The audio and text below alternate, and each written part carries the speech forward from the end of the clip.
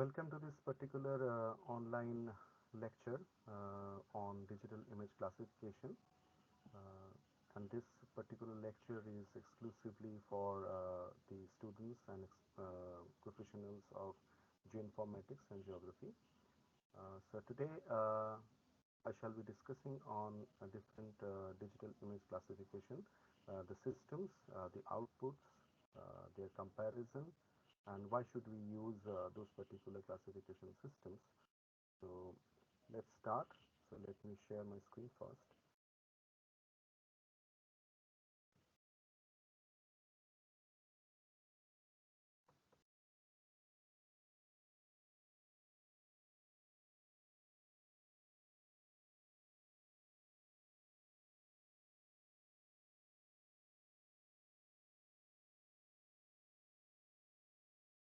I think my screen is visible. So myself Dr. Abhishek Santra, and I'm working as an associate professor in the Department of Geography of Adams University. So today I shall be covering this particular topic that is called digital image classification. I shall be doing this in different parts. So this first part is all about the basics of classification, why should we use, and different types of classification, and I'll explain a particular type of classification in this first part. So first of all, that what is digital image classification? Why we should do this digital image classification? See, when we handle certain digital images like satellite images or aerial photographs for any classification purpose, because it is not only, from geography and geoinformatics point of view. So when we use certain digital image or satellite image in form of, multispectral or hyperspectral images or even aerial photographs, so our ultimate purpose is to interpret those images, and we should extract certain information based on this particular image, and so that we can classify the image into different things or into different land use land cover classes. So that is why the overall objective of this image classification procedure is to automatically categorize all the pixels in an image into different land use land cover classes, or if you want a specific thematic map, so you can also generate a thematic map. So in this particular journey, so what we do, we assign class attribute to each and individual pixels. So it is not like that we should manually do this, because it is not possible for an analyst or an interpreter to categorize each and every pixel, because uh, there are more than 1 lakh pixels in an image. So if we consider a full scene of a single image, uh, so it is not possible for categorization or classifying each and every pixel manually. So for this particular purpose, so we will be using, or we are using, this digital image classification system, so that we can categorize each and every pixel into different land use land cover classes. So in this case, broadly, we'll be having one input image that could be a monochromatic image, or monospectral image, or even a multispectral image or hyperspectral image. And what would be the output? The output would be a thematic map. So that is why after classification, whatever the map or image that we are getting, so that is a single band image. This is one example, hypothetical example. Uh, so where we give a multispectral input image, and the output will be a single band land use land cover image. So in this particular lecture, so when we talk about classification, or when we talk about classified image, so in that case, we'll be talking about the land use land cover maps or land use land cover image. So when we talk about classification, so basically we try to identify, or we try to recognize the patterns. Okay, so it is the responsibility, or it is the task of an interpreter to identify different patterns. So there are three types of patterns that we need to recognize. The first one is the spectral pattern. the second one is the spatial pattern, and the third one is the temporal pattern. So when we talk about spectral pattern recognition, it is nothing but the uh, it is a process where that process is basically utilizing pixel by pixel spectral information uh, as a basis for automated land use land cover classification. So it's all about the spectral information of different pixels what we are getting. So based on that will be classifying the different land use land cover features from that particular image. So on the contrary to this spectral pattern recognition, when we talk about spatial pattern recognition, it involves the categorization of image pixels based on their spatial relationship with the surrounding pixels. It is not like that what particular DN value or what particular spectral reflectance value that particular pixel is basically possessing or it is having. So instead of that, we are considering the spatial relationship with the neighboring pixels. And when you have studied the different visual image interpretation keys, so you must have studied the image color, tone, texture, uh, size, shape. So in this particular aspect, when we consider the spatial pattern recognition, so there we use the image texture, then pixel closeness or neighborhood, that is the pixel proximity, the size, shape, and directionality of different features, and their repetition, context, everything. So it is, this particular type of classifier which uses the spatial pattern recognition, it attempts to replicate the kind of spatial synthesis done by the human analyst during the visual interpretation process. And it could be much more complex and computationally intensive when we consider this spatial recognition process or procedure. The third one is temporal pattern recognition. From this particular name, you can easily understand that it considers the multi-temporal images. Because when we talk about temporal pattern recognition, so there must be a time frame, a time duration, a span of time. So for this particular aspect, we need to consider different multi-date images for feature identification. And in this particular case, for example, when we talk about agricultural crops, so if you study the seasonal changes of the uh, yield of different season yield in different seasons of a particular crop, so in that case you need to consider different seasonal images. Maybe in certain season you might be getting at the earlier stage of that particular crop. Uh, in that phase, for example, when the crop seeds are, basically there on that particular ground, so it will be hard to distinguish between that crop field from that bare ground. So when you have this, growing stage of that particular agricultural crop, so then the agricultural field, it will look spectrally completely different. And at the time of harvesting time, so at that particular season, so agricultural field look spectrally different from the earlier two phases.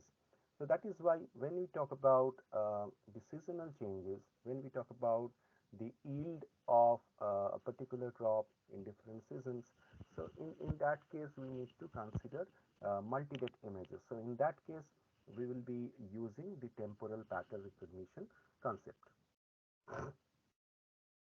Now we will be talking about the different types of image classification. So there are broadly three types of classification, what we call, that is the first one, that is the unsupervised classification, the second one is the supervised classification, and the third one is hybrid classification.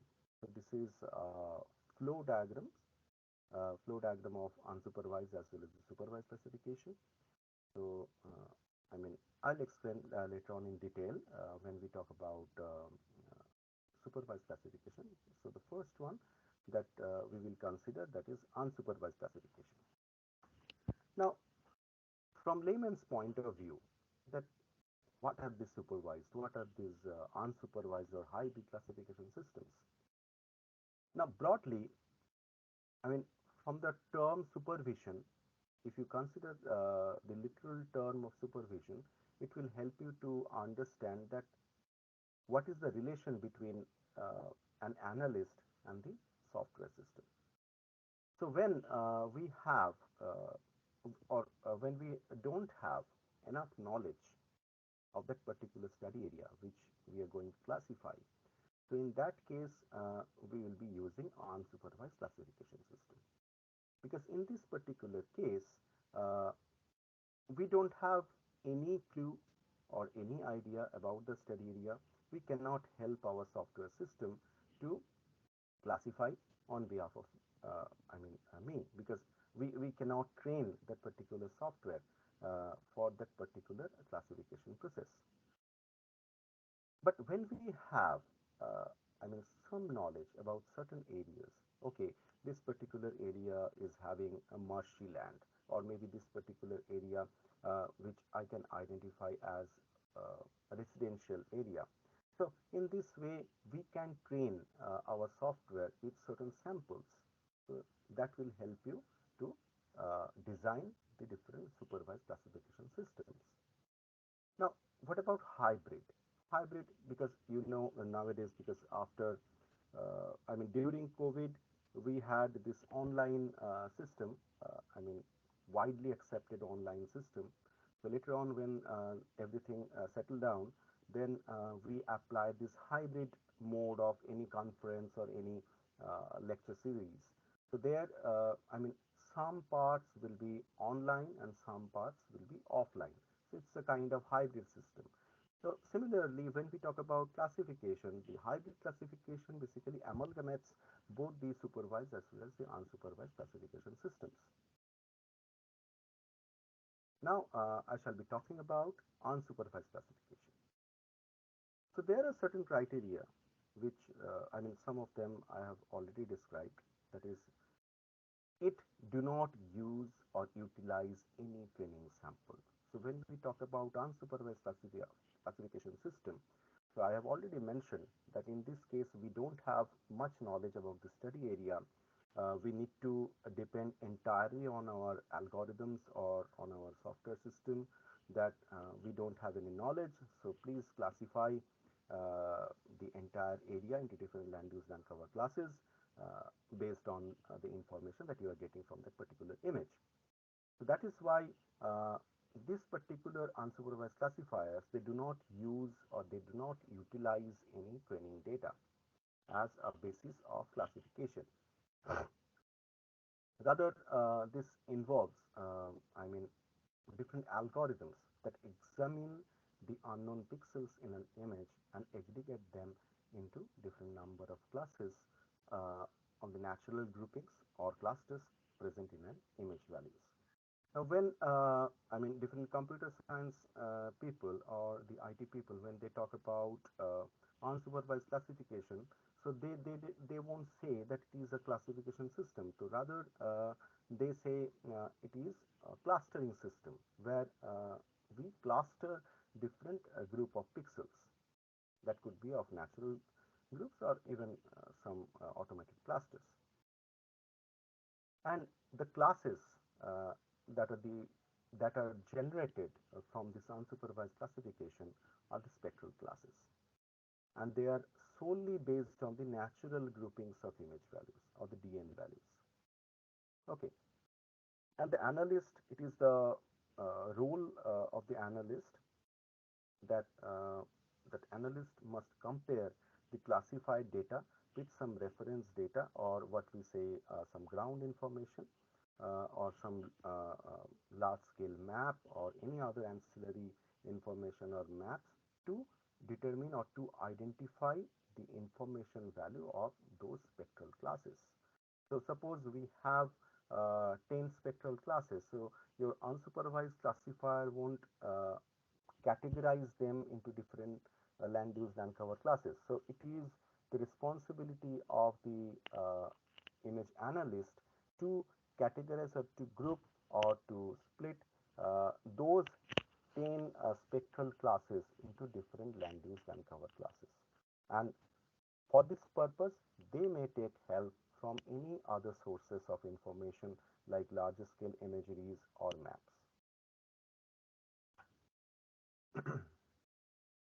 There are several methods available for unsupervised clustering. So some of them, I mean, out of those methods, I have just taken three methods. So I'll be describing these three methods subsequently. So the first one, that is called chain method. So nowadays it is rarely used in different classifiers or different classification systems that we use both, I mean, as open source software as well as commercial software. So however, this particular method we need to understand because this is the base of understanding of unsupervised classification. The first one, that is called chain method. So this chain method is a clustering method which operates in two pass mode, and it is a I mean two-way system. So the first pass or the first way where the program reads through the data set and sequentially builds different clusters or the group of pixels. And in this particular case, a mean vector uh, will be calculated with each cluster. The second pass or the second way covers a minimum distance to mean classification system or the classification algorithm. So don't get confused because I shall be discussing this particular algorithm later on. So don't get nervous. So this minimum distance to means classification algorithm will be applied in the second pass for the entire on the entire data set, and it will be examined on a pixel by pixel basis, whereby each pixel is assigned to one of the mean vectors created in pass 1 or the first way. And the first pass therefore automatically creates the cluster signatures or the class mean vectors to be used by the minimum distance to mean classifier. Now, when we apply certain classification system, whether it is supervised or unsupervised, we cannot say that, okay, we cannot give our computer that, okay, this is the image, say I don't know anything about this particular image, so just classify on behalf of you, on behalf of me, and whatever the information that you are getting. But still, as an interpreter, as an analyst, you need to give certain values, okay, for cluster building. So here also in chain method, we have to give certain values. For example, the first one, that is R, that is the uh, radial distance in spectral space used to determine when a new cluster should be formed. For example, when raw remote sensing data is used, it might be, you can set like 15 or 20 DNA units or the brightness value units. So I'll describe these particular values later on with the help of certain diagrams. So don't get nervous or don't get confused. Now, the second one that the user or the interpreter, the analyst need to give, that is p-value, that is the spectral space distance parameter used when merging of clusters. So when we need to merge certain clusters, how much spectral distance that we would consider for such merging or such merger, so that we need to give.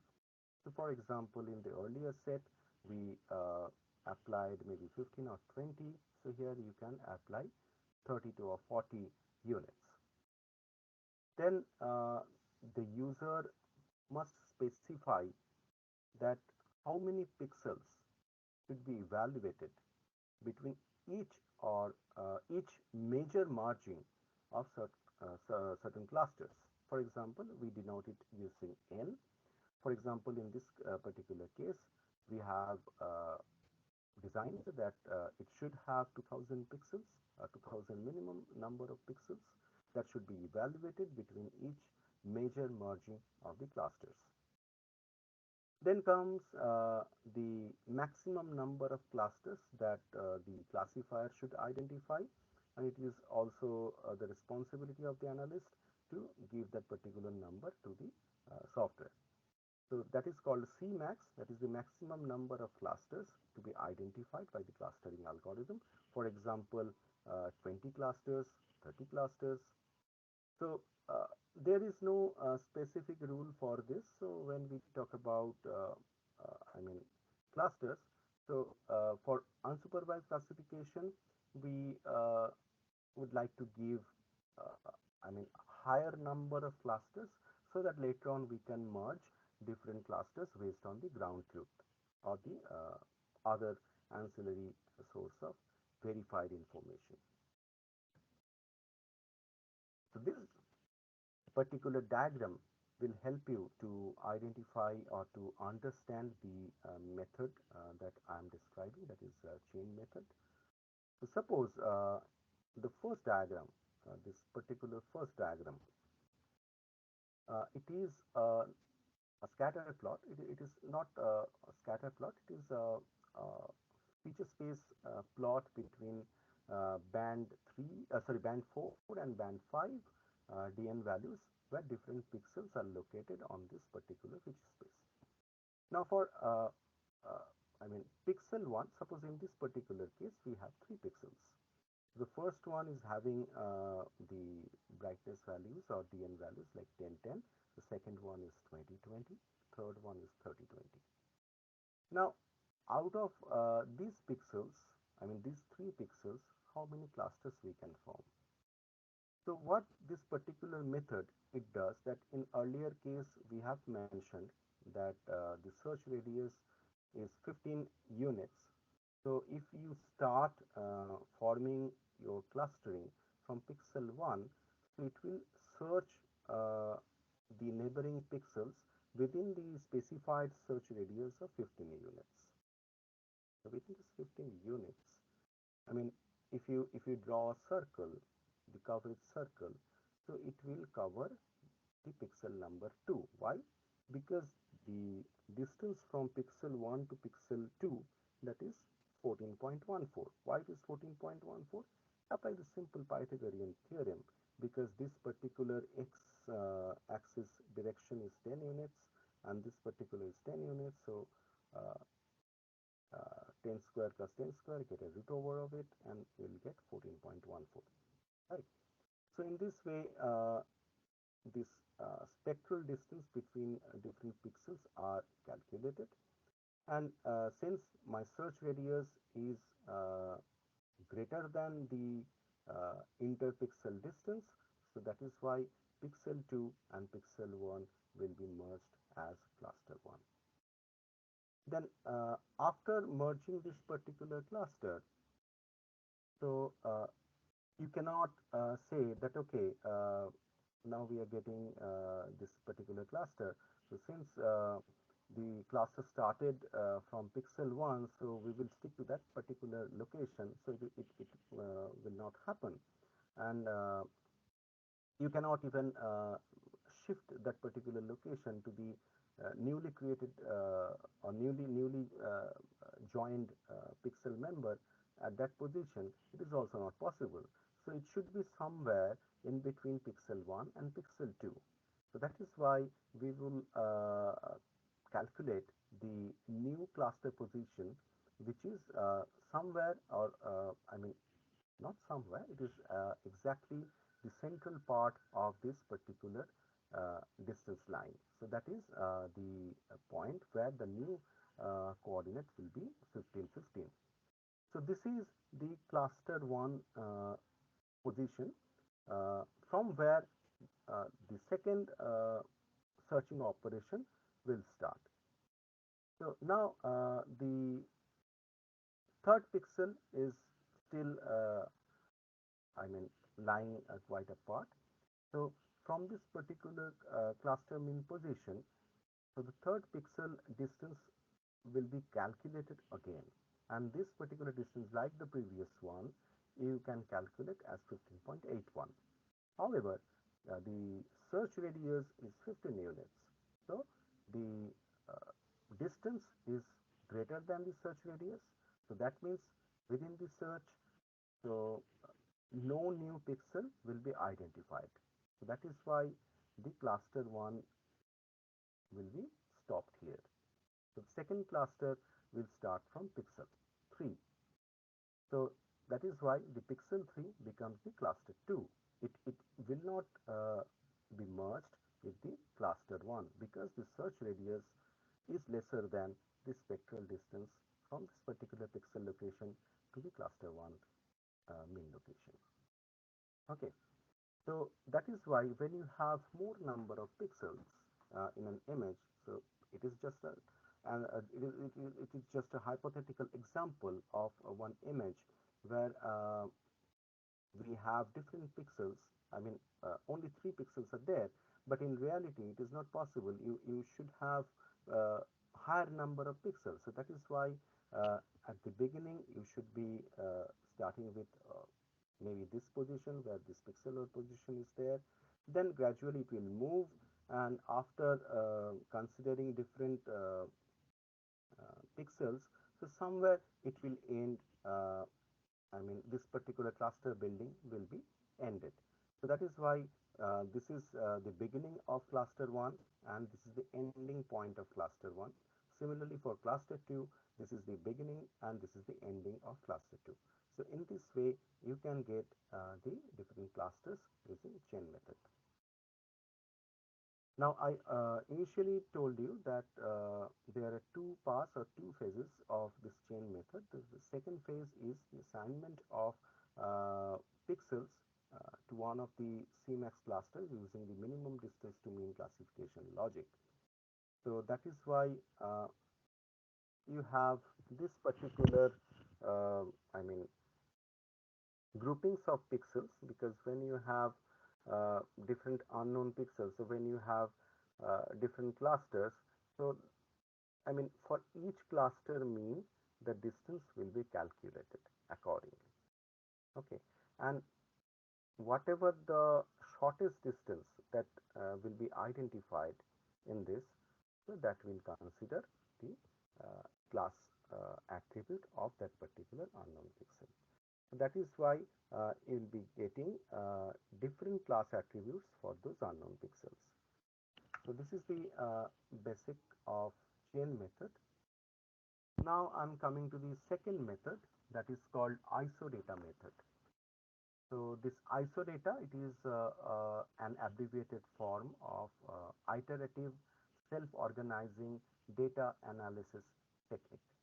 So that is why we call it isodata, and it is, I mean, a representative of the comprehensive set of heuristic procedure or the rule of thumb procedure that would have been incorporated into an iterative classification algorithm. And we have different steps. Why it is iterative, I'll explain you just after this slide. And there are other algorithms present in unsupervised clustering or classification. So it is very much related to the k-means clustering algorithm. So it is a modification of that. So I'll also give you a glimpse of this k-means classification system, uh, and what are the prerequisites that you should have while doing this isolator clustering system. So when I was talking about this chain method, I have mentioned that still it is unsupervised classification, but the analyst should mention certain attributes or certain parameters of that particular classification. Okay, so in this case, you need to give some classification parameters just like the previous chain method. So the first one is the Cmax, which is the maximum number of clusters to be identified by that particular algorithm. For example, in this earlier case, we had 20 clusters. In this particular case, again we will be having 20 clusters.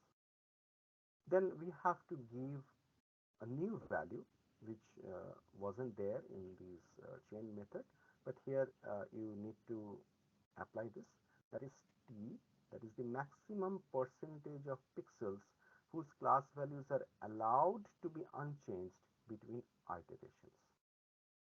So the name is iterative self-organizing data analysis technique.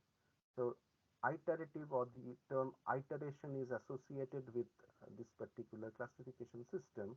So that is why when you have iteration, so that means there must be a maximum percentage of pixels whose class values are allowed to be unchanged between iterations. So when this particular number is reached, the isolator algorithm will be terminated. Because I mean, when you have iteration, so there must be a certain point where you should stop this particular process. Otherwise, this loop will be going on endlessly. So that is why there are certain stopping criteria. Sometimes we ask in different exam questions, like what are the stopping criteria of isolator method. So this is the first one, that is the maximum percentage of pixels whose class values are allowed to be unchanged between iterations. So if this particular value is reached, then the algorithm will be stopped. Then we have m value, that is the maximum times of isodata is to classify pixels or recalculate the cluster mean vectors. So it is nothing but the number of iterations. So how many times this particular loop process will go on. So that is the second option, the second stopping criteria of this isodata method.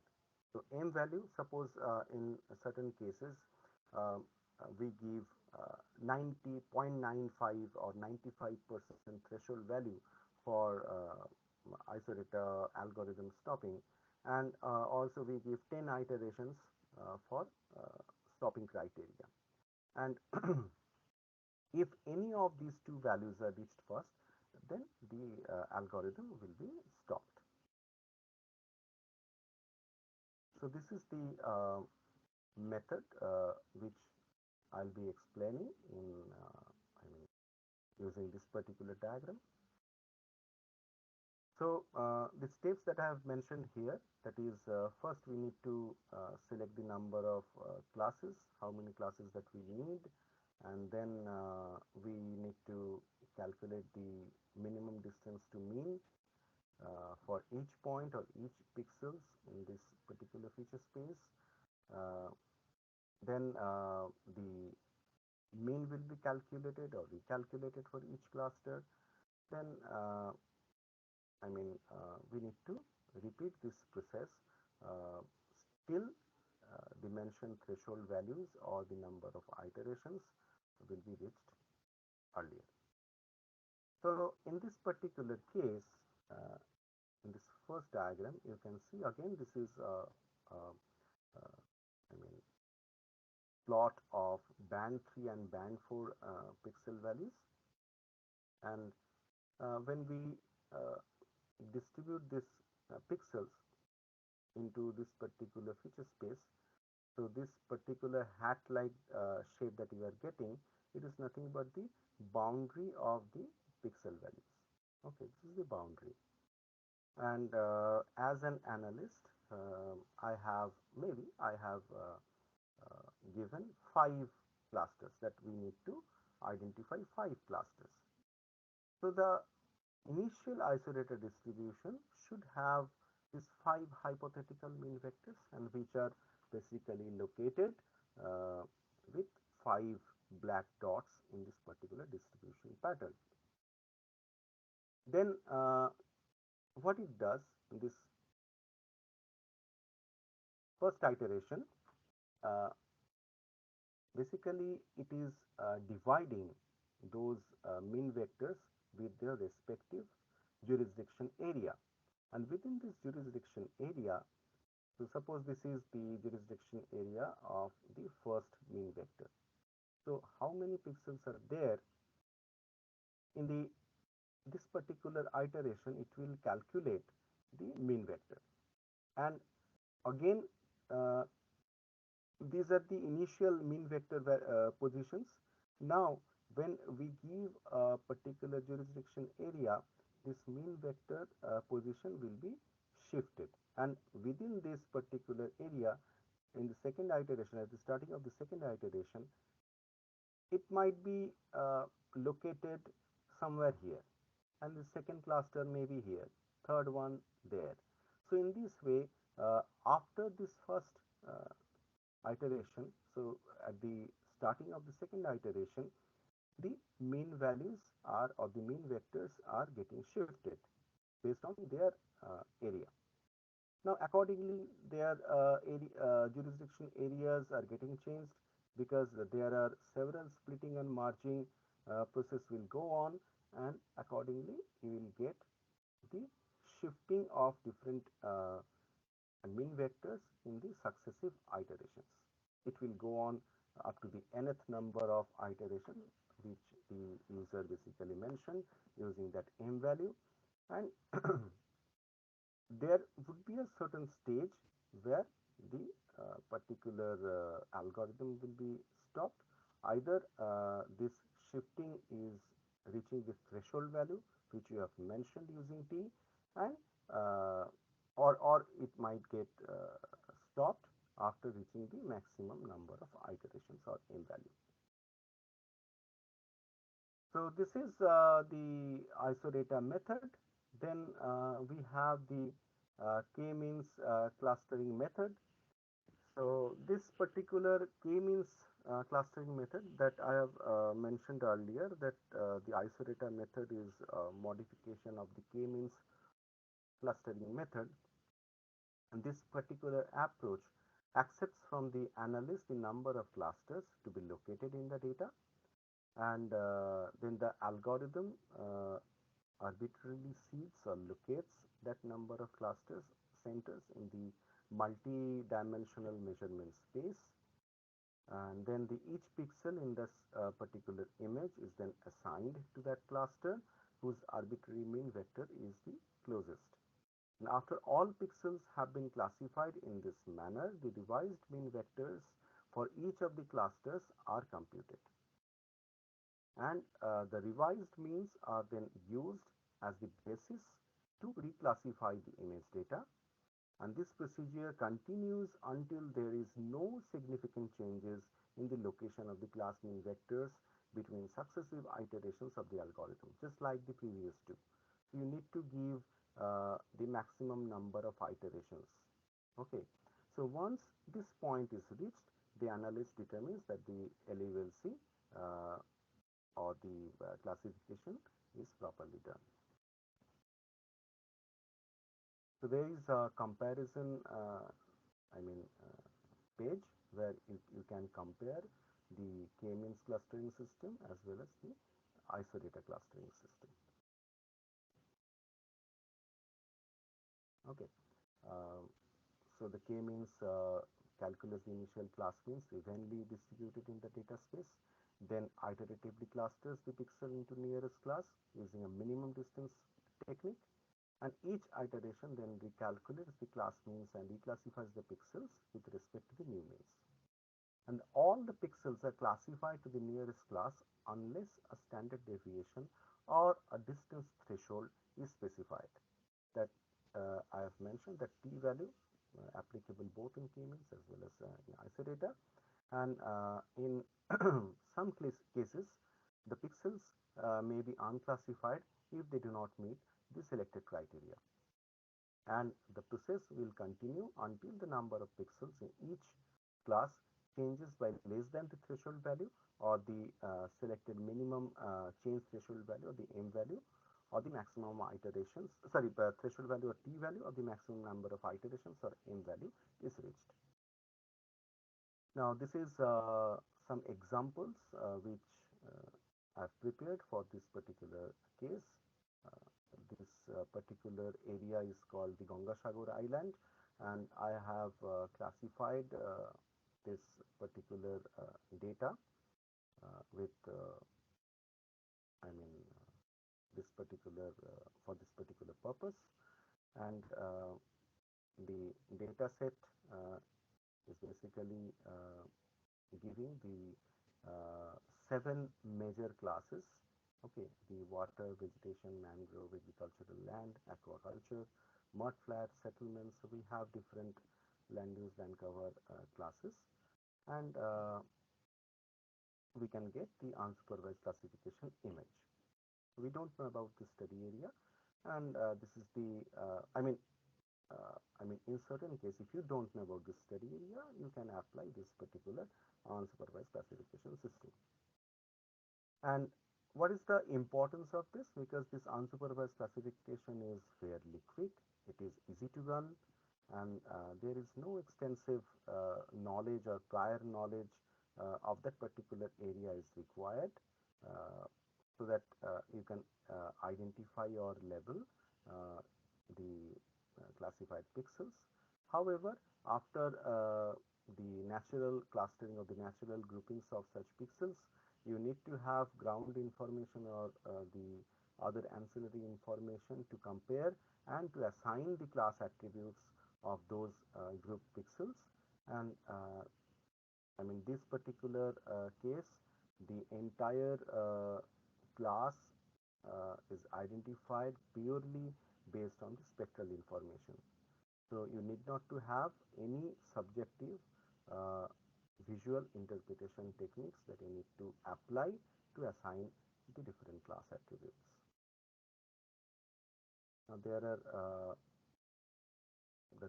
some differences, and again I should say one important thing, that if you ask me that which classification type is best suited for any particular aerial classification. So in that case, I would say that there is no thumb rule, or there is no specific classification system which will give you the maximum classification, accuracy or the precision. So it depends on case to case basis. It varies area wise. In certain area, you will get better result in unsupervised classification system, even compared to the supervised one. But in most of the cases, you will get better or more accurate classified output in case of the supervised classification system. So you can easily compare, or in this way, after classifying, you can compare the results of those particular uh, land use, land cover features. So uh, I'm not saying that which one is accurate, but these are the results that you can compare. But uh, drawing this particular results uh, is or will be faulty if you don't run any accuracy assessment test on those particular classifications. So whatever the results that we are getting, so those are I mean checked, or those are were computed after the assessment of the accuracy measures. Okay. So this is the unsupervised classification system. So in the second part, I shall be covering the supervised classification system.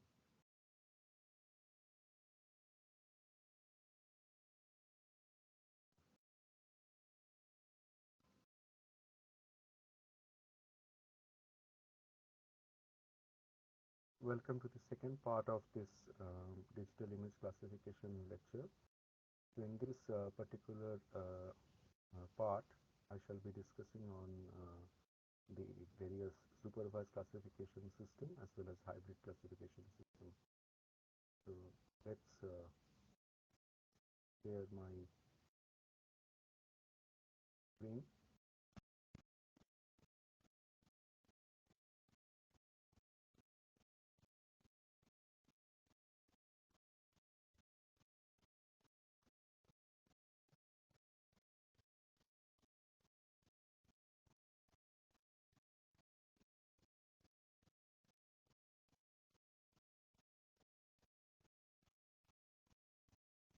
Okay. In the previous part, I was talking about the different digital classification system. Why should we do that?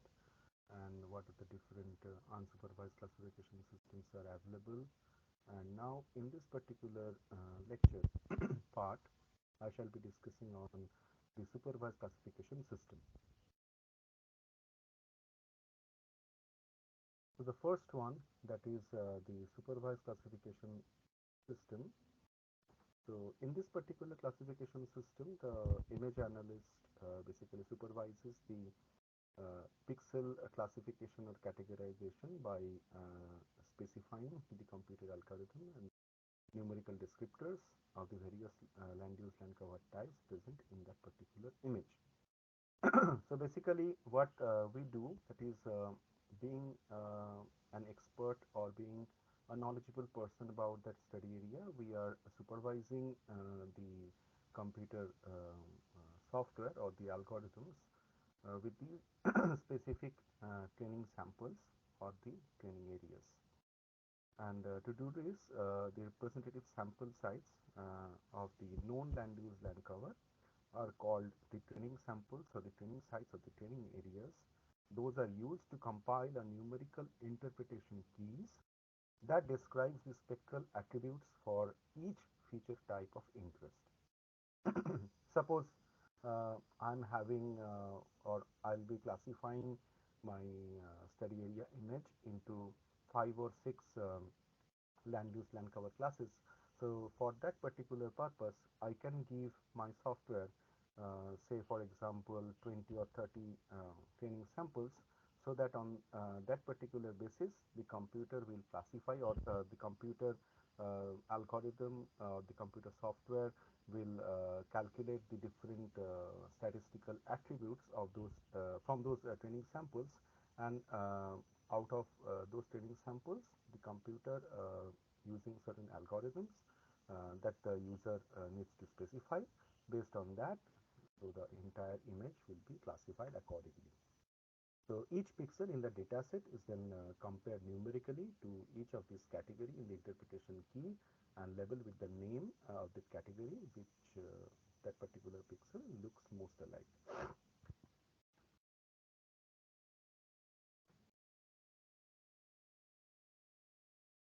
So the entire classification system applied in the supervised classification mode, so it is dependent on three basic states. So those are the training stage, then the classification stage, and finally the output stage.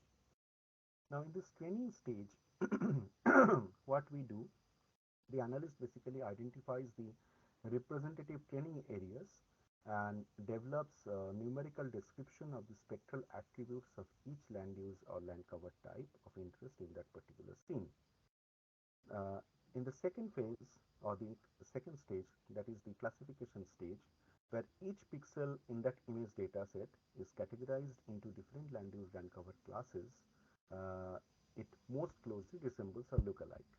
If the pixel is insufficiently similar to the training data set, it is then labeled as the unknown class or the unknown pixel. The category label assigned to each pixel in this process is then recorded in the corresponding cell of the interpreted dataset or the output dataset or the output image. Thus, the multidimensional image matrix is used to develop a corresponding matrix of interpreted land use and land cover category types. So I'll explain later on with the help of certain diagrams so that you can understand more precisely about this particular classification stage. And finally, we'll be getting this output stage, and here the results that may be used in a number of different ways. And three typical forms of output products are available. Those you can get in form of thematic maps or different tables or attribute tables of the entire scene or the sub-scene statistics for various land use land cover classes, and finally the digital data files which are amenable to inclusion in the GIS environment. So when we talk about remote sensing and GIS within the broad domain of geoinformatics, so the end product of this classification that is the classification output, that would be the GIS input. So here this classification output basically integrates in this way the remote sensing part with that of the GIS part. So if I look back to this particular diagram, so here in this particular case we have the multispectral image data set. So where we have different pixels, and each pixel is having I mean n number of spectral information or the DN values, and based on our expertise or our prior knowledge about that study area, we can classify each and every pixels into different land use and land cover classes, and based on the training samples. So suppose if I'm classifying the entire scene into six different land use land cover classes, for example, water, sand, forest, urban, corn, and hay. So in this particular case, we need to give training samples for each of these six spectral classes. And when these spectral classes, suppose for example, when we taking this sample from pixel 3 by 7, so that means the third row of and seventh column of that pixel or that scene, that particular pixel is actually carrying all the five. Here I have taken five channels or the five bands. So all five spectral information are basically stored under the training sample within that particular pixel. And finally, in the output stage, whatever the classified map that we are getting, so in this particular case, each and every pixel are getting a specific attribute land use land cover class. For example, some of the pixels are classified as forest, some of them are classified as sand, urban, corn, um, forest, hay. So those different classes you can get in that final categorized or the classified output image. So now this is one example where you have one image. So these different patches or these different polygons that you need to identify or you need to give or you need to train your software based on these particular polygonal training samples. So which will give you the pure samples of certain classes. For example, in this case, so we have different dry river bed or even some agricultural area or some water bodies, then some forest areas, some urban features, okay, and some open forest areas. So these areas that we need to give as training samples to the computer software, so that the entire so the software can classify the entire scene based on those training samples. Now, what this computer algorithm basically does, so after taking the training samples from the analyst, it calculates the mean as well as the standard deviation of each and every band about those particular training samples. Now you may ask one question, that how many samples should we give? See, there is no specific rule about that, okay, this much samples you can maximum give for this particular classification system as training samples. But I mean, you should give more pure training samples, not the mixed training samples. So you have to be very much careful. That is why it is called supervised classification, because in this particular case the analyst knows very well about the study area, and he or she can give the most appropriate or the purest training samples based on which the computer algorithm will calculate or classify the entire image scene. So in this case, for example, in different bands, they are getting the statistics of mean and standard deviation for each and every training sample areas. And for this, if you have any software, whatever it is, QGIS or ArcGIS or ADAS Imagine or Envy, so there you have to give, I mean, you have to digitize certain land use land cover areas which you consider as the purest one as training samples. using the certain polygonal tool available within the region of interest or area of interest options available in those software.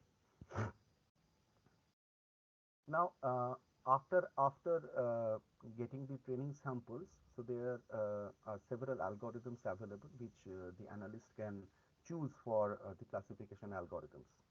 Now, if you classify these algorithms into two parts, I mean broad two parts, you can classify it as parametric as well as non-parametric classification system.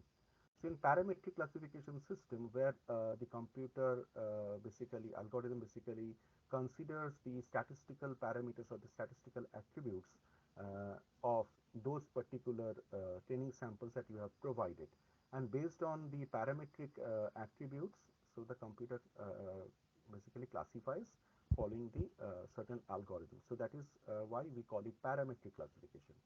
And in the in the non-parametric classification system, where we apply the range, not the standard deviation or mean of certain classification training samples.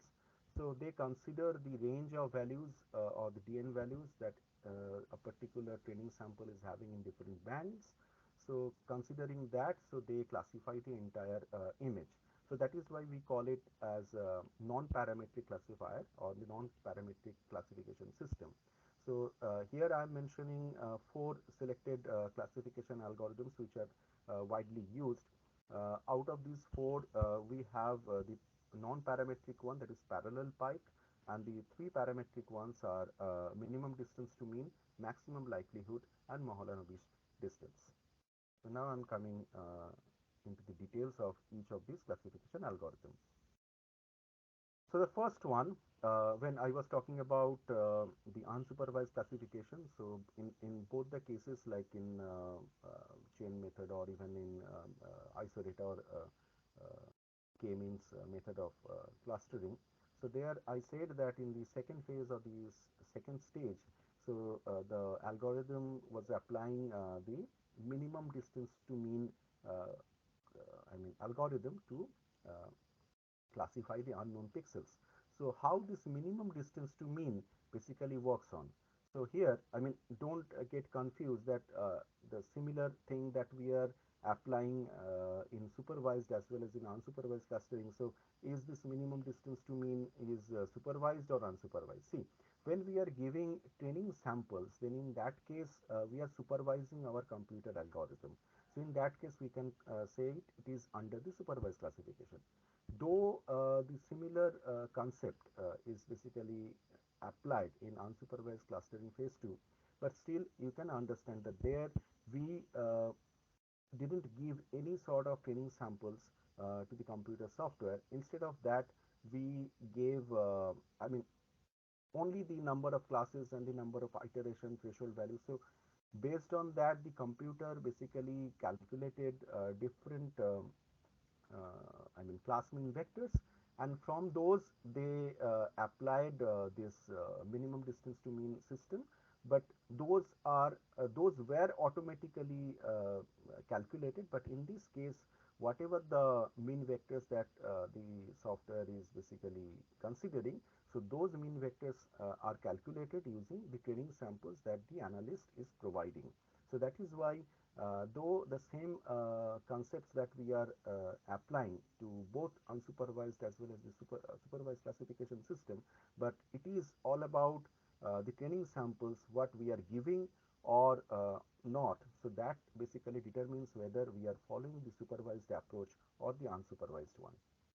So in this minimum distance to mean algorithm, what we do, that is, suppose the classes that I have mentioned earlier, that we have six spectral classes that we need to classify uh, the entire image into. So those classes should have different training samples.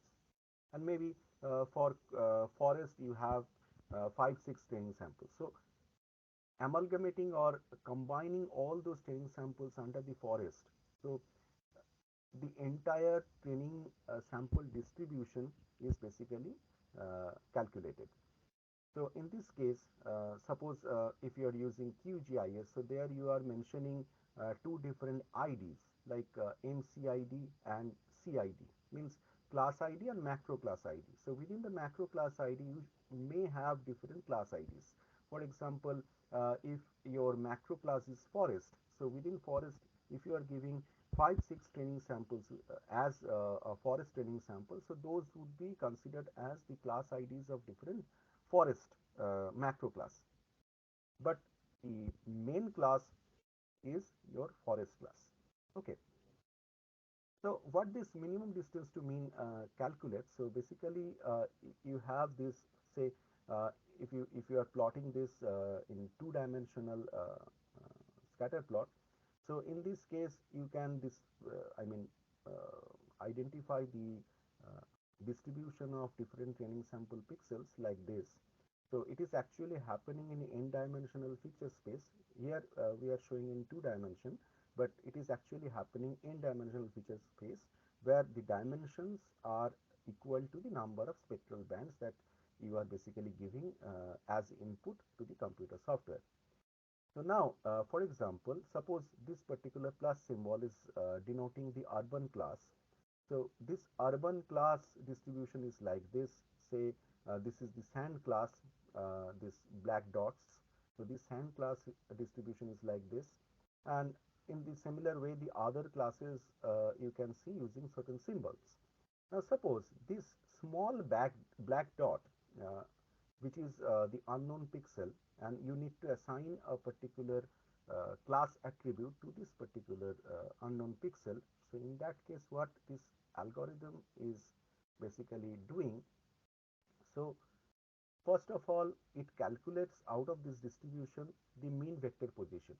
I mean, where the mean center is basically located.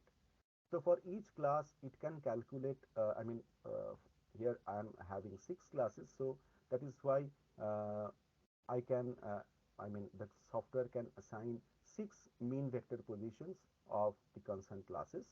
Now, the straight line distance is getting calculated for that particular unknown pixel from different class mean vector positions. So whichever the shortest distance or minimum distance that that particular unknown pixel is basically having, so that particular class attribute will be given to this particular unknown pixel. So you can, there are n number of unknown pixels available because training samples are very small areas. If you see this particular unclassified image. So the entire image area is quite large if you compare it with the given training sample areas. So those training sample areas are quite small compared to the entire unclassified image. So that is why you have, only those sample distribution values here, but the entire unknown distribution values are located randomly or following a certain pattern to this entire system. So for each pixel, so the distance is getting calculated, and the smallest distance or the least distance is basically identified, or the computer algorithm or the software is identifying the least distance, and after identifying this least distance, the software is basically assigning that particular class attribute uh, of to that final unknown pixel. So that is why we can get the different class values. Now in the same way, uh, I mean some confusions may arise, like if the spectral distances are equal. So in that case, what will happen? So those will be, uh, I mean, treated as the problematic classified pixels, or in certain software they can assign it as unknown pixel, or even unclassified pixels, or even some classes, some software they will assign uh, uh, a combination of, or the what to say, this uh, I mean it is a kind of contradictory class attribute that particular unknown pixel is basically having. So that is why this minimum distance to mean classification algorithm will sometimes create problem, but it is very rare because you cannot get this equal distance in each and every uh, spectral bands. So in that case, if that software is getting minimum distance in any particular band, so then that particular class will be assigned to that unknown pixel. So that is why you can avoid such kind of discrepancy or the problem. So this is the output which I have generated using the minimum distance method of that Gangasagar Island, which I was talking about in my previous part. So then comes the parallel piped classifier. So in this case, so it is not calculating any minimum distance or the least distance of that particular uh, case. So here, instead of that, they only consider the mean and standard deviation to set the range, to set the boundary, to set the bounding box of that particular training sample class. So it is basically based on the simple Boolean logic, and the training data in n number of spectral bands are used in performing the classification just like the previous one. And the DN value from each of these pixel of this multi-spectral image or the multi-dimensional image are used to produce the n-dimensional mean vector that is called MC.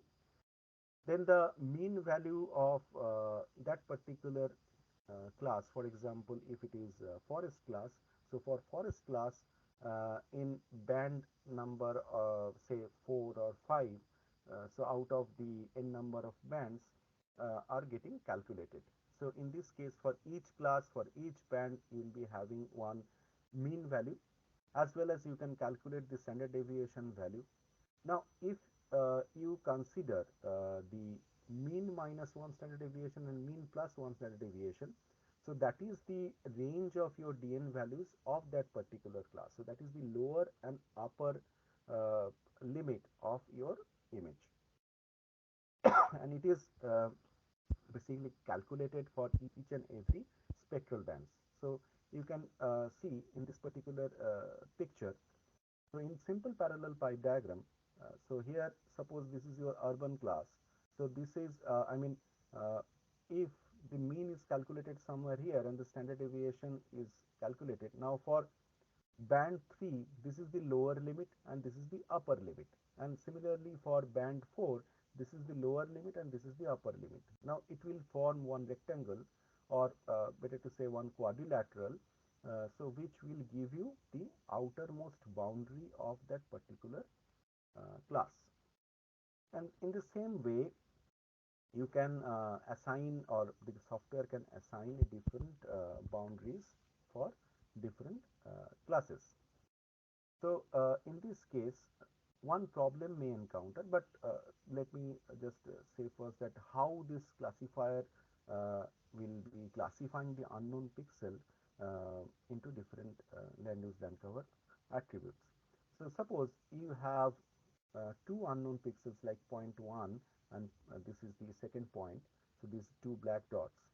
So if this point 1, it is falling under this Hay class uh, quadrilateral, so that means this unknown pixel 1 will be classified as the Hay class, and if this unknown pixel 2 is falling within the boundary of this urban class, so in that case this particular unknown pixel will be classified as the urban class.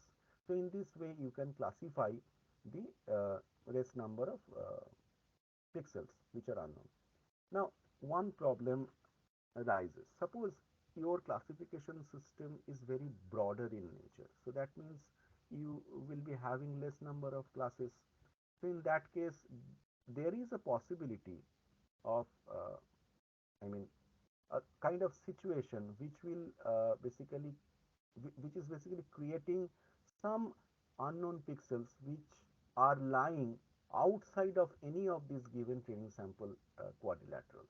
So in that case, those pixels will be classified as the unclassified pixels. So that is why in this particular parallel pipe algorithm, so what you can get, so you can get the unclassified pixels share much higher. compared to the other, I mean, classification systems. Another problem that from this particular diagram, that from this simple parallel pipe diagram, you can see that some quadrilaterals are sharing their areas with the adjacent class. Suppose in this particular case, you have corn class as well as hay class, which are overlapping. Now, suppose in this particular case, if this point 1 is lying somewhere uh, in the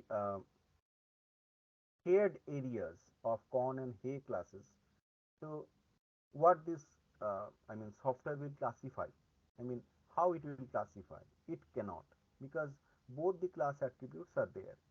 So that is why it is creating some problem.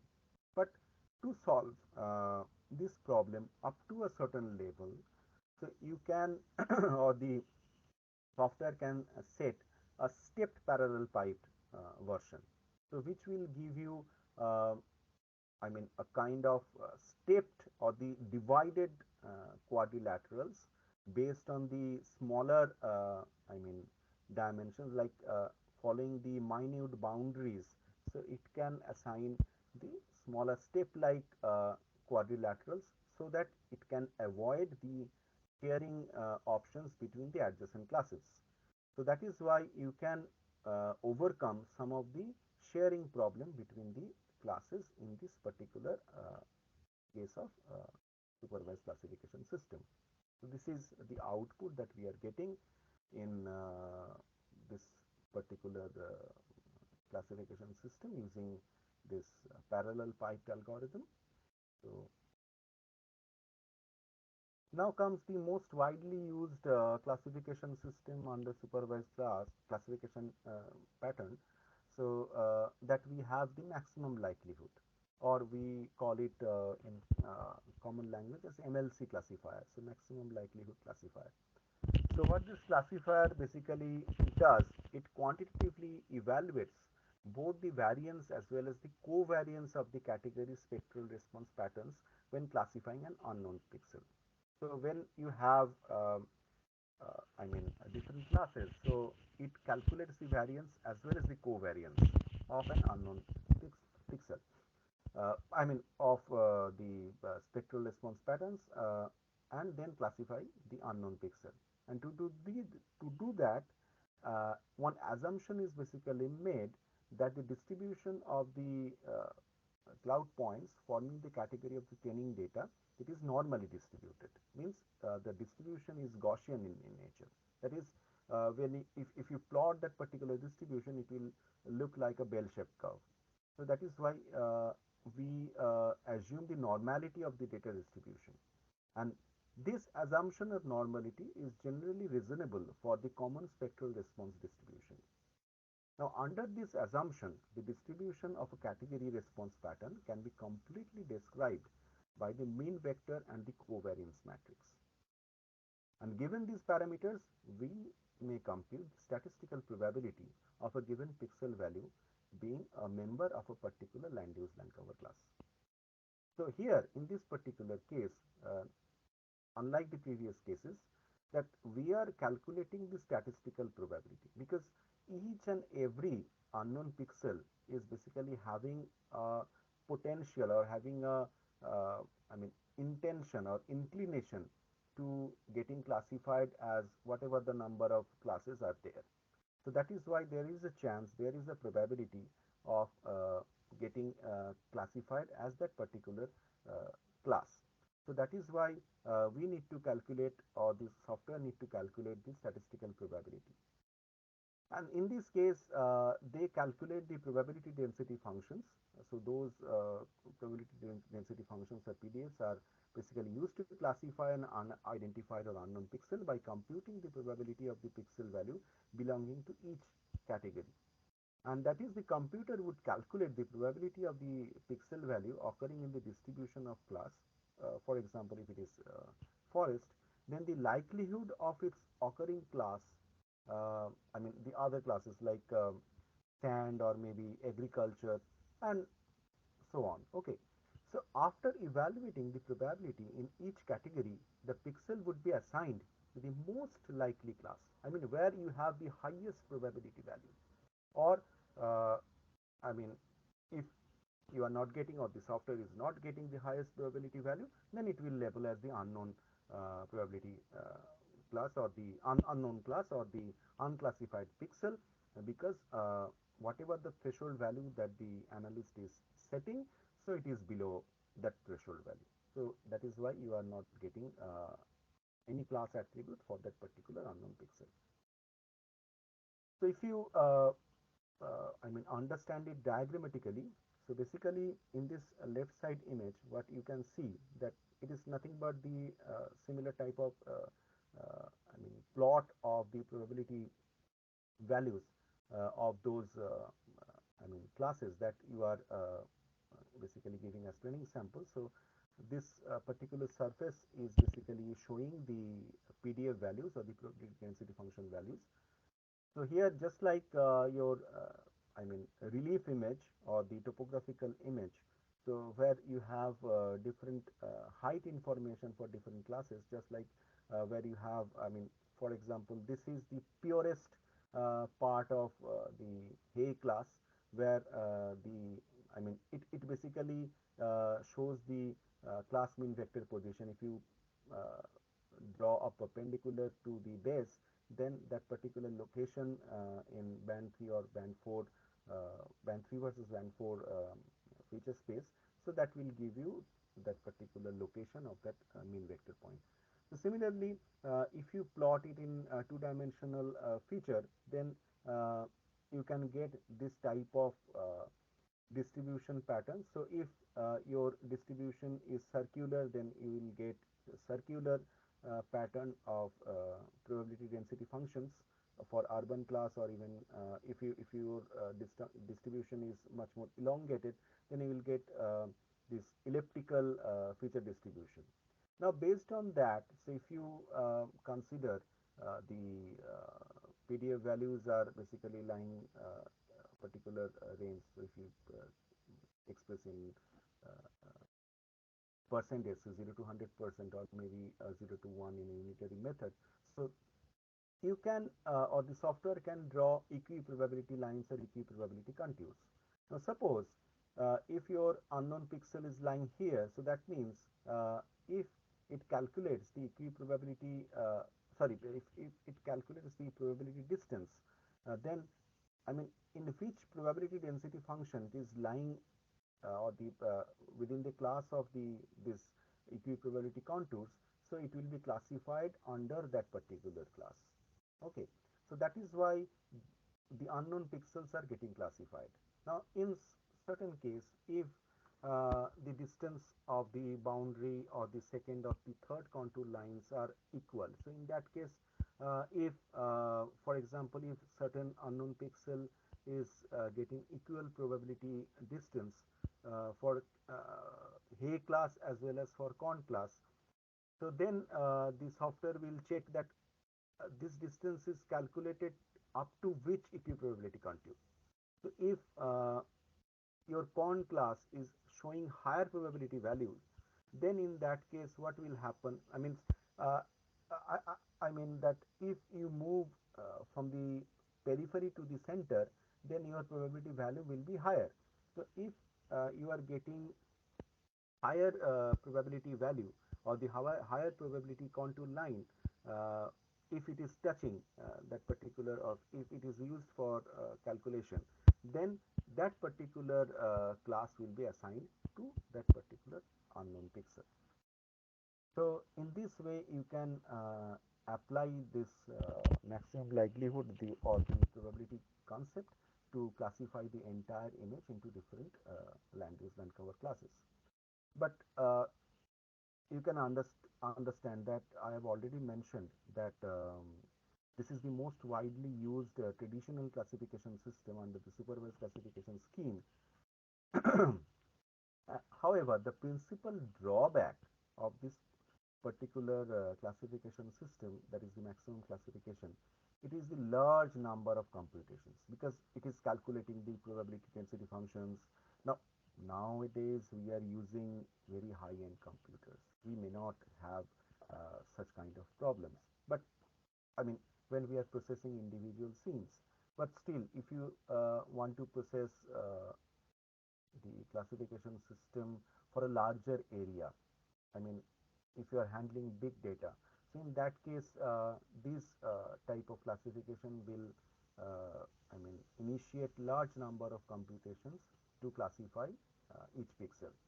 And if you have more number of spectral bands as well, suppose if you are using this classification system for any hyperspectral images like CASI or even Hyperion, so in that case it may take some time compared to the other supervised classification system.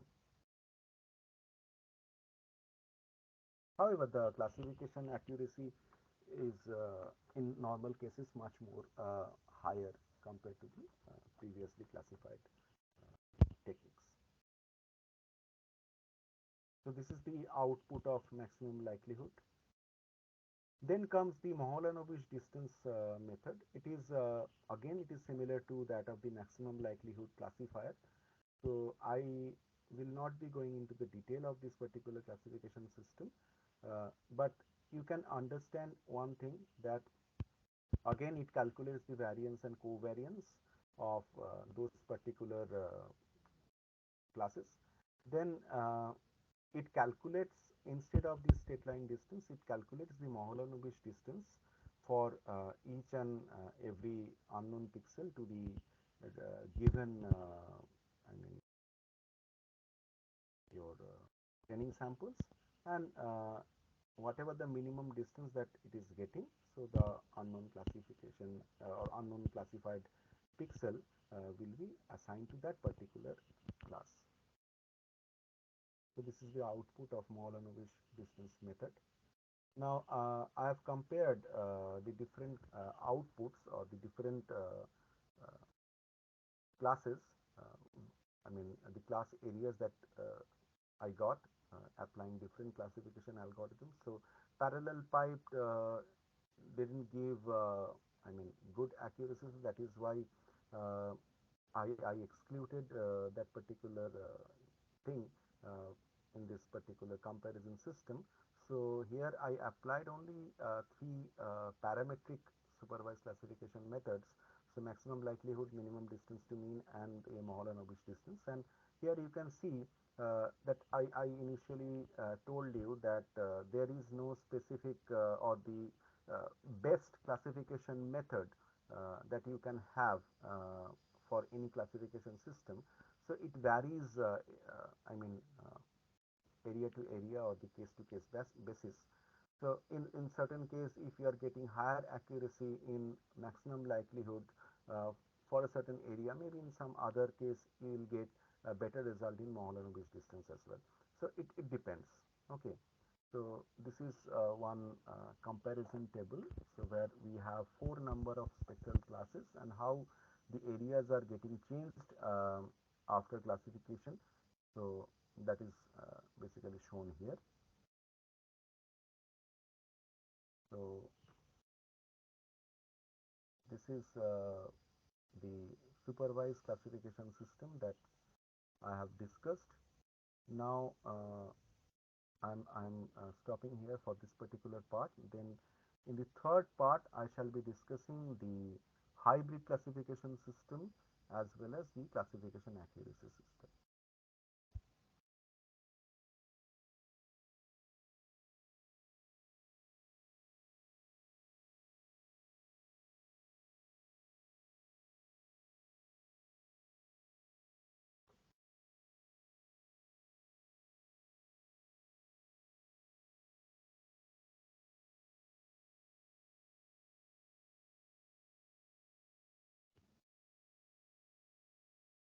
Welcome again to this final part of digital image classification lecture.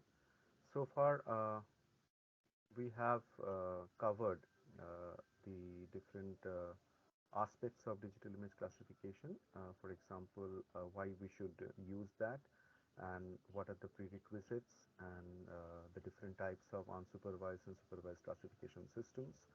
So today I'll be describing the hybrid classification system as well as the classification accuracy assessment. And finally, I'll be brushing whatever the topics that I have covered in this particular lecture. Uh, then I'll conclude that particular lecture session. Okay, so stay tuned, and I'm sharing my screen.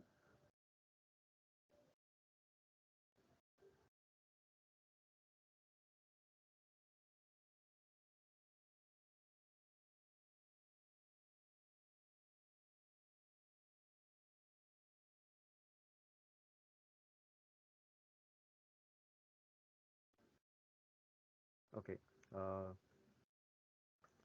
so hybrid classification, as I already discussed, that hybrid classification is a classification where we not only use the previously learned concepts of supervised and unsupervised classification techniques, but also we apply different machine learning algorithms as well.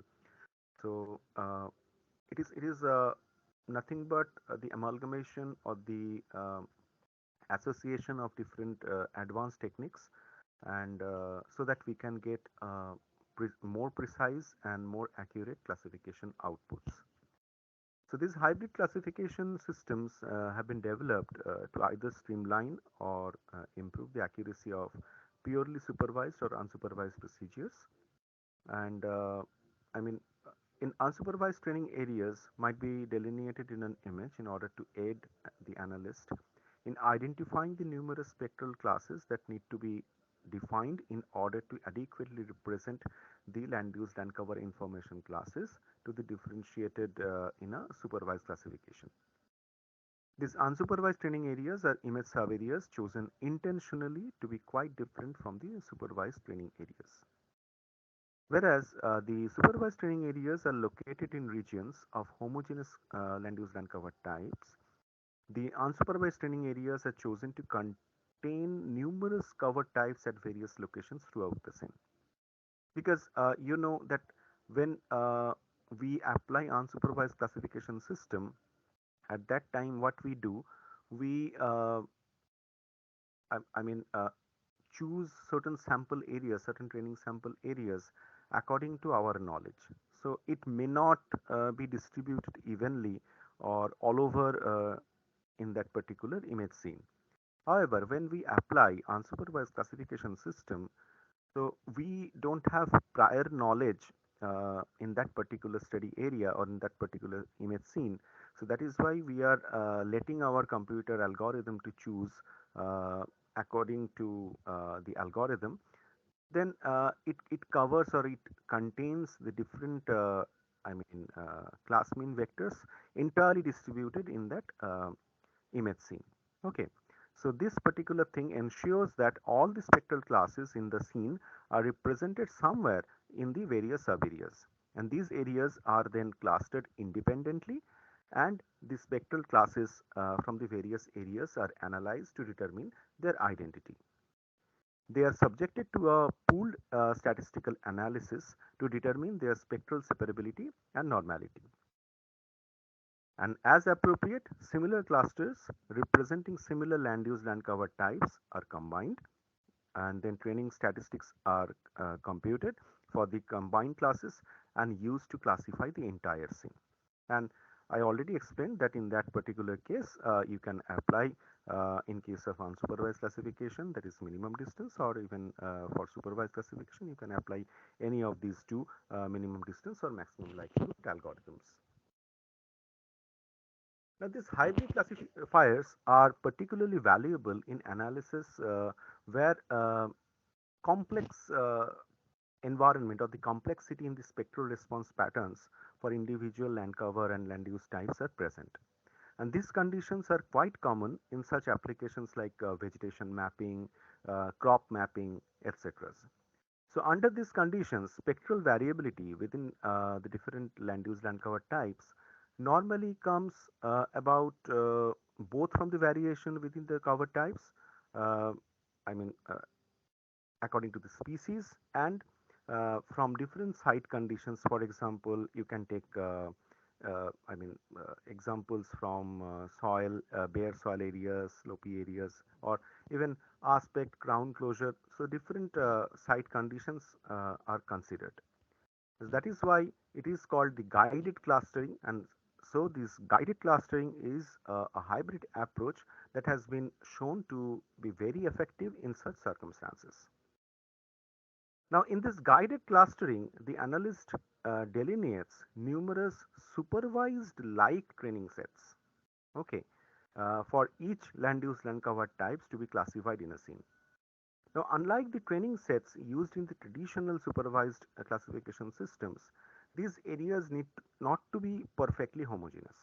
Because when we give training samples in supervised classifications, then suppose we are giving water bodies sample. So we try to give certain aerial sample that contains purely water bodies. So there is no heterogeneity in that particular training sample. But here it is not. Now the data from all the training sites for a given information class are then used in an unsupervised clustering routine to generate several classes, I mean more than 20, 30 spectral signatures. And these signatures are examined by the analyst. Definitely when we are giving certain signatures, if we don't examine it, so it will represent a faulty classification output, and some may be discarded or merged, and the remainder are also considered to represent the spectral subclass of the desired information class. Now while doing that, so when I mentioned earlier about this QGIS classification system, so there we give one macro class and different micro classes. So in this particular cases, so we can merge those subclasses, or we can split them so that we can finally design our signatures. So these signatures are also compared among different information classes, and once a sufficient number of such spectral subclasses have been acquired for all information classes, a maximum likelihood classification is performed with the full set of refined spectral subclasses, and the spectral subclasses are then aggregated back into the original information classes. So whatever we understood, that in case of normal unsupervised classification system, so we don't have any knowledge, so we don't give any training samples or any training areas. Instead of that, we are saying that the algorithm should classify on behalf of the analyst based on the spectral information present in that entire scene. And in that case, so the classification algorithm calculates the class mean vectors from the entire scene. But when we talk about supervised classification, in that particular case, we give certain training samples from our known areas that may not cover the entire study area. So in this particular guided hybrid clustering system, so we give training areas from all training sites, and as many as possible, and then we can merge or we can split those I mean uh, uh, signatures. And if we have many signature under one class, then we can assign different subclasses, and then when this particular classification is applying different algorithms like maximum likelihood, so then the full set of refined spectral subclasses were considered, and then we can aggregate altogether those information to the original information class. Now, after the advent of the or after the advancement of the computer science and IT technology, so uh, in that particular case, so they developed different machine learning algorithms. So now we have uh, cloud computing, we have artificial neural networks, so AI, artificial intelligence is there. We have deep learning. So now the basic concept is machine learning. So what is machine learning? So machine learning is defined as the science of computer modeling of learning processes. It enables a computer to acquire knowledge from existing data or any concepts or theories using certain inference strategies such as induction or deduction. Okay, so you all know that there are two types of approaches. One is inductive approach, the other one is deductive approach. So in this particular machine learning case, so we will be following the inductive learning approach.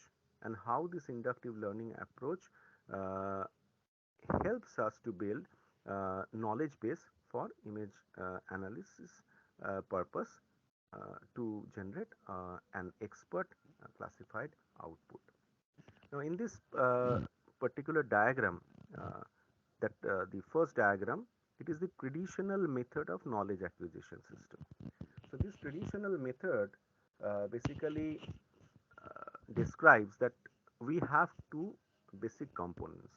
One is the literature, and the other one is the human expert. So, from literature, I mean, the knowledge engineer, the third component, basically gathers relevant information both from these two components. So basically the knowledge engineer from the literature, so he or she is basically understanding the problem and the approaches. And then human expert, what it does, so it basically provides the dialogue system which the knowledge engineer basically combines with the existing knowledge base of or the understanding of the literature. Then it converts, or the knowledge engineer basically converts the understanding part and the dialogue part into a computer usable knowledge system or the knowledge base. And then if we want any refinement, so again this knowledge base will help the human expert to modify accordingly. So in this way, the traditional knowledge acquisition methods were considered in the traditional classification systems. But when we have machine learning approach, uh, so we develop the automated knowledge base building. Okay, so see here, no knowledge engineer is present. If you look at the right side diagram, then there is no place for knowledge engineer. So only human expert is there. So human expert is basically uh, train the training data, and the machine learning program in an automated way basically learning from these training data sets so that it can convert the computer usable knowledge in terms of certain production rules to develop the knowledge base, and the human expert again can modify this knowledge base to train properly the training data sets. So this is the basic difference between the traditional method of knowledge acquisition as well as the machine learning approach to automate the knowledge base building. Again, this particular procedure of inductive learning, I can explain that how we can develop this knowledge base. So in this particular case, I have taken the example of the decision tree classifier system. So here there are two broad components. One is the human expert, so that I have mentioned earlier that one component is the human expert, and the related component is the learning uh, phase. So in this human expert, so basically it gathers information for training purpose so that it can generate the training data sets.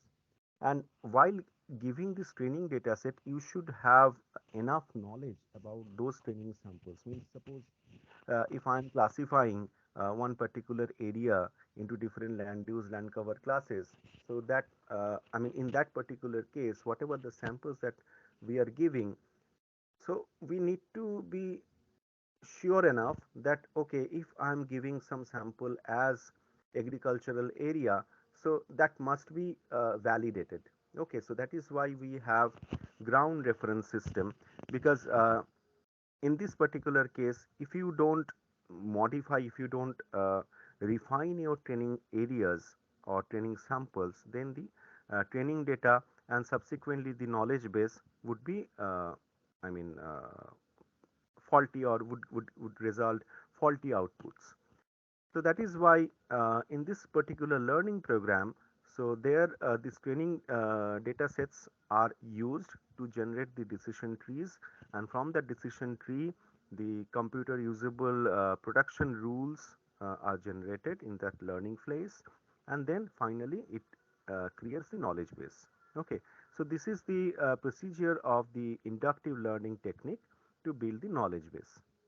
Now, when we talk about a software system, so there are several softwares available for digital image classification. So, if you consider the open source classifiers like QGIS or ILWIS, so there you can also apply certain traditional classification system. And if you consider the commercial software systems like ADAS Imagine, NV, or even Idrisi. So in those, classifier systems or even ArcGIS. So in those classifiers, those softwares will help you to classify using several unsupervised and supervised classification algorithms. Now, for hybrid classification, machine learning based classification, so initially, several companies or several organizations developed this type of classification system, like this cart system, okay, and this regression tree system. So these Salford systems, they developed this type of algorithms. Then TIPCO S plus, so they included more than 4,200 data modeling and statistical analysis functions, including the extensive decision tree and regression tree creation and analysis system. Then one very common coding language is there, that is R. So that R development core team, so they developed these tree models, and which are now available in R via user contributed packages like RPart and tree.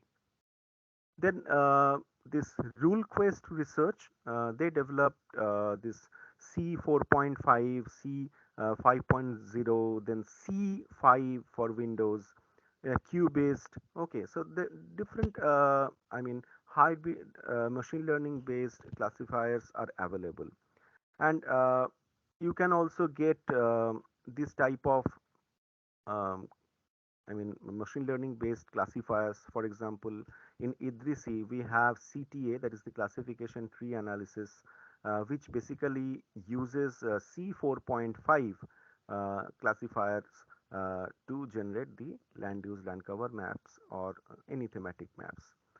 So you all know that the MODIS collection 5 land use land cover type product, which is the MCD12Q1, it is based on the application of the C 4.5, but now we have C 5.0, which is much advanced than the older C 4.5. So these softwares are, can help you to classify your study area into different land use land cover classes based on the available classifier techniques. Now, what are the advantages? Why should we use these hybrid classifiers? Now, the advantages are like to maximize the interpretability. Its classifiers are expressed as decision trees or sets of if-then rules, forms that are generally easier to understand than neural networks. So when we talk about neural networks, so it is much more complex.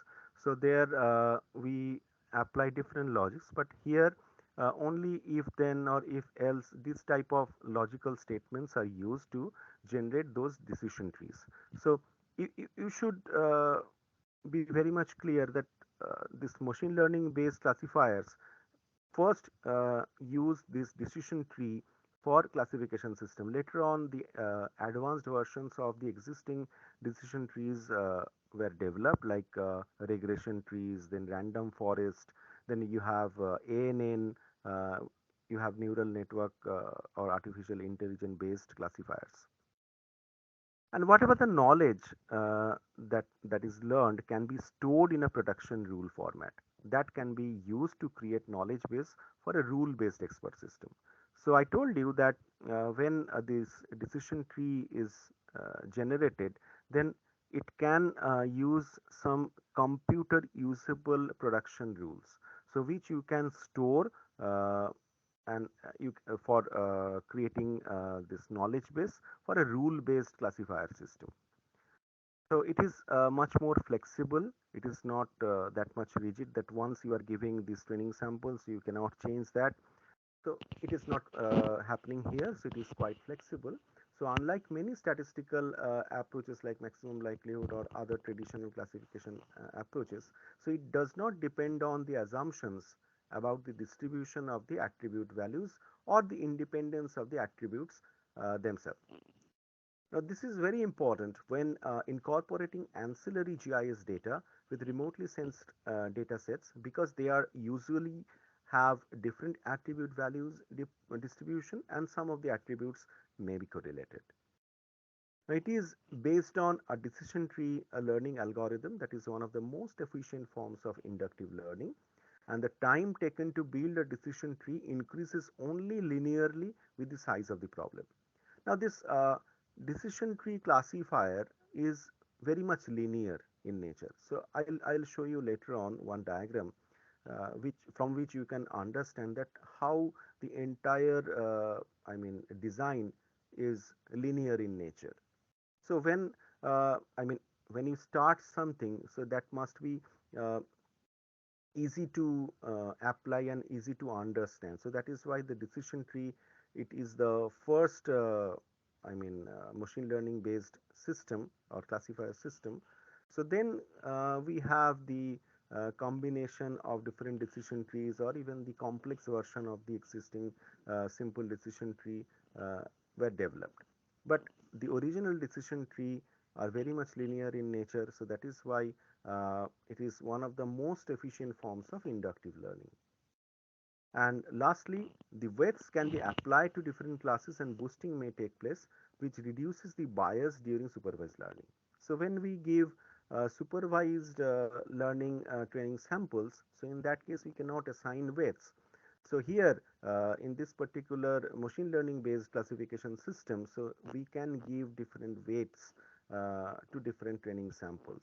So that whatever the outcome that we need, that should be of less bias, and we can reduce the amount of bias associated with that particular training samples. Now, the steps. So the first thing that we need to decide, that is the decision tree training. Okay. So first you need to create your decision trees, and this decision tree training, it is a suitable classification system, and a sufficient number of training samples are the prerequisites for successful training system. Okay, so you need to give sufficient number of training samples. If your training samples are less, then you cannot apply this decision tree system.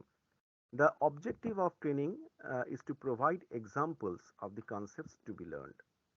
Okay, so what is the objective? That we should provide examples that from which the learning system can be developed. And when building a knowledge base for image classification, the examples should be a set of training objects, each of which is represented by an attribute value class vector. For example, here it is written that for class I, so if you have n number of classes, say for class I, so you can give attributes like from 1 to n. So any number of attributes that you can put inside class 1 or class I. So in this way you can design your decision tree training. Now from this decision tree you need to form the production rules. So in this case, I mean when this particular decision trees are very large in nature, then it becomes too much complex. Then it is very difficult to maintain as well as update. So therefore it is desirable to transform a decision tree to another representation of knowledge, and that is adopted commonly in expert systems such as the production rules. Now, according to Jackson, this production rule you can express using this particular form, which only considers two things. one is condition and the other one is action. So if you meet certain conditions, maybe that conditions may uh, develop, I mean, maybe in form of I mean, first condition to the nth number of conditions. So several conditions are there. So if those conditions are true or if those conditions are met, then the algorithm will perform certain actions. Okay, so for example, how many conditions or premises are there? So those many actions you can expect from that production rule. Now, I mean, I'll be coming to this particular thing after showing you this particular aspect, because in the left hand side, whatever the decision tree, single decision tree algorithm that you can see, that if you want to classify different I mean in an image, so if you want to classify your study area into different land use land cover classes, so you can put several input layers. Like the first one, in this particular case, the digital elevation model and slope are basically considered. So here, so from digital elevation model, so we can develop one particular assumption or one particular premise, and from slope we can also get the second one. So now, if we can give certain threshold, that if my DEM is having a value of more than 300, or the slope is say more than 20 degrees, so in that case, if these two conditions are met, so we can say that the classified areas would be the hilly forested land. Okay, so now these uh, I mean, conditions will help you to generate a kind of binary image. So some areas which are meeting these two conditions and some areas are not. So if something is meeting, then we can assign, okay, this criteria is met, so now assign this particular class to those particular areas. Now, if you are not getting that particular threshold level, if some areas are not meeting that particular case, so those areas are non-hilly forest lands.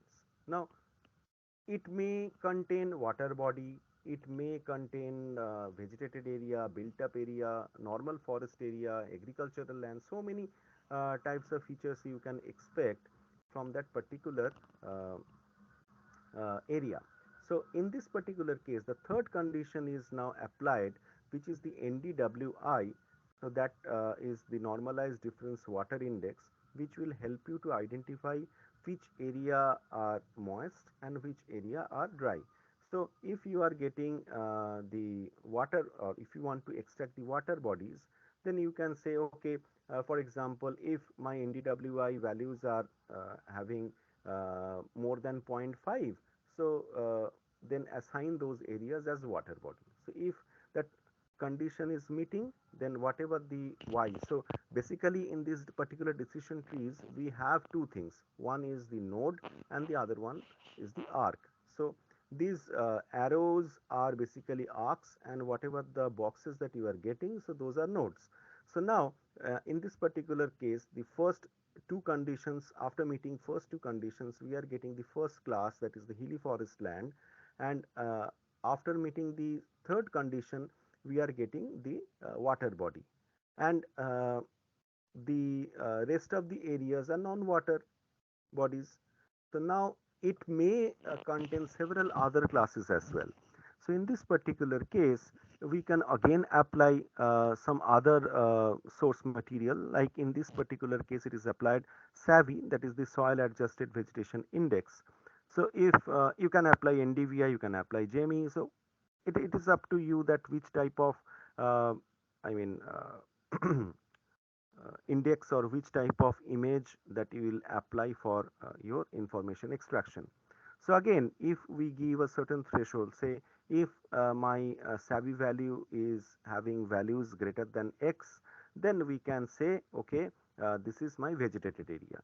If that is not meeting, then we can say non-vegetated area.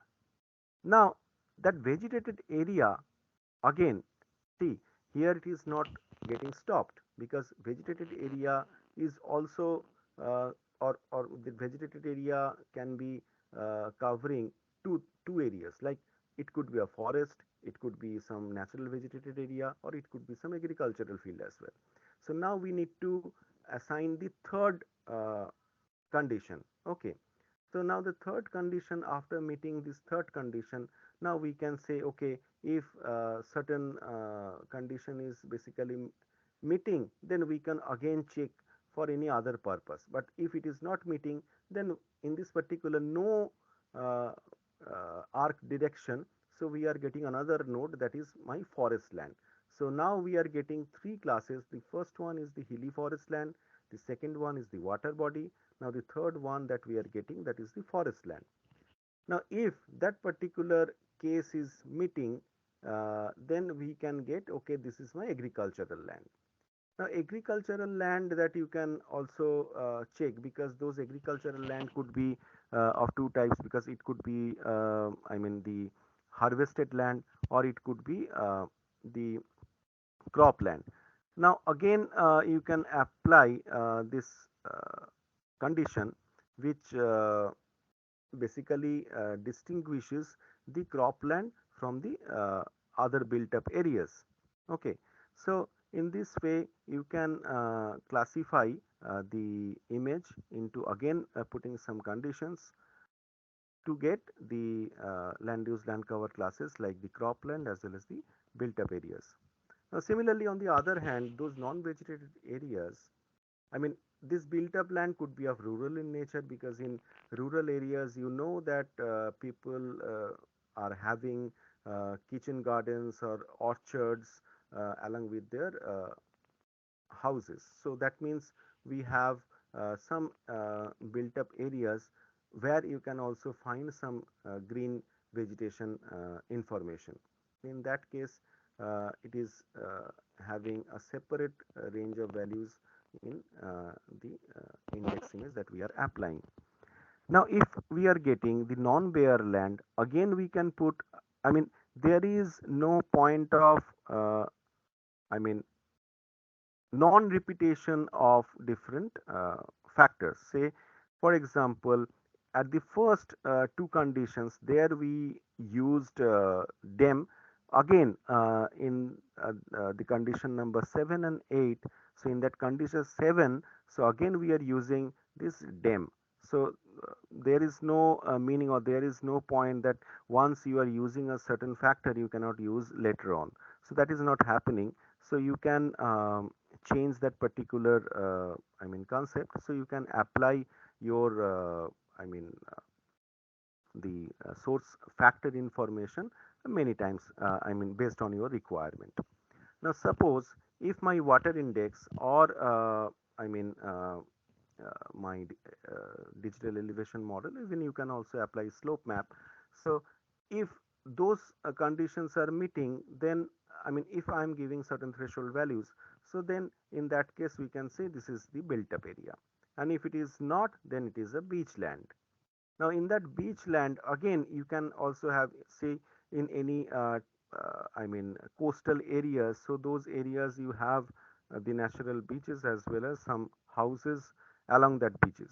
So if you want to classify, if you want to distinguish them, then again you have to apply a certain condition to differentiate between beach land and built up land. So in this way you can see that hierarchically, I mean all those things are very much linear in nature, because if something is meeting, it is yes, if not, then no. So this is very much linear in nature. So that is why decision tree classification system is very much linear, and you can also modify at different hierarchy level. So if you are not getting satisfactory results, so that is up to you. Okay. Now if you consider a more complex situation, for example where you have more than one decision trees, then you can apply random forest.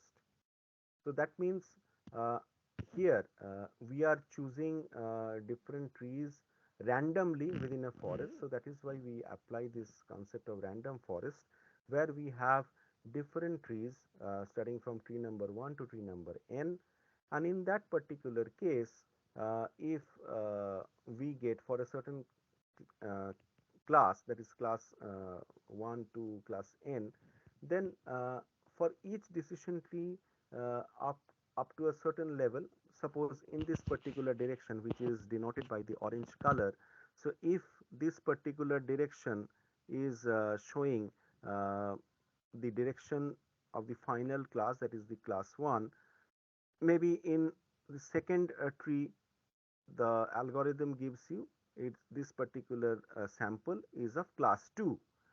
Even for nth class, I mean nth sample, you may get nth number of class. So it is not like that for each tree will give you a different class information. Many classes may be repeated. So now the majority voting basically comes into being.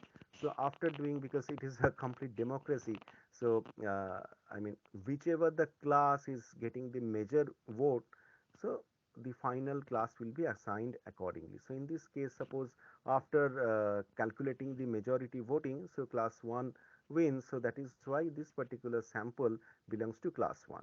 So in this way you can classify in a more complex manner following the simple decision tree classifier, and this particular classifier is called the random forest classifier.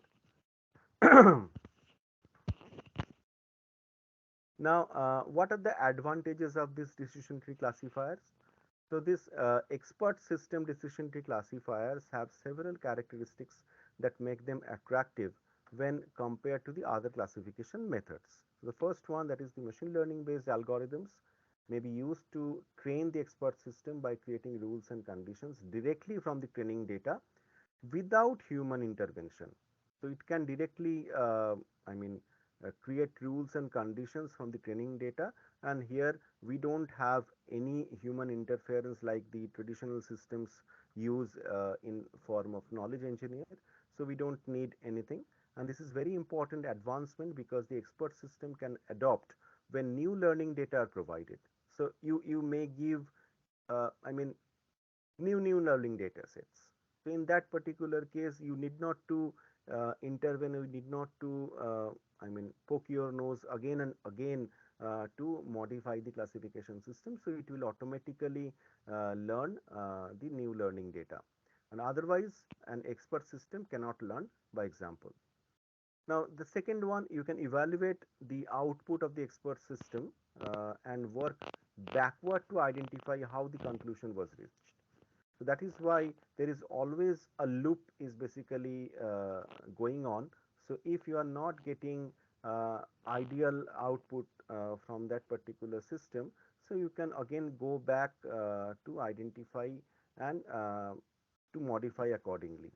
And this is in contrast to neural networks where the exact nature of the decision process is often lost in the weights used in the hidden layers. So when I'll be talking about this neural network classification, then in that particular case we can I mean I can show you that how these hidden layers are giving different weights, so that I mean if something is happening and what is happening inside that hidden layer, it is very difficult to find out. So that is why this gives you much more control over that entire thing.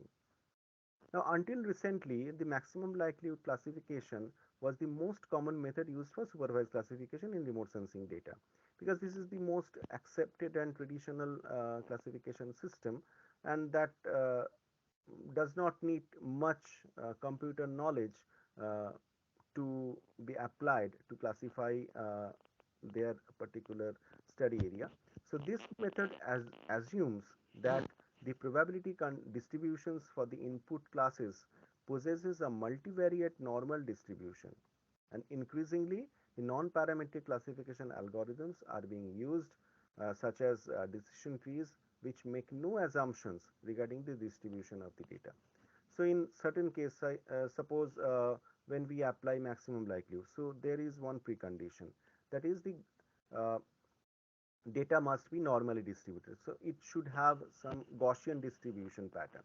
So the thing is the parameter.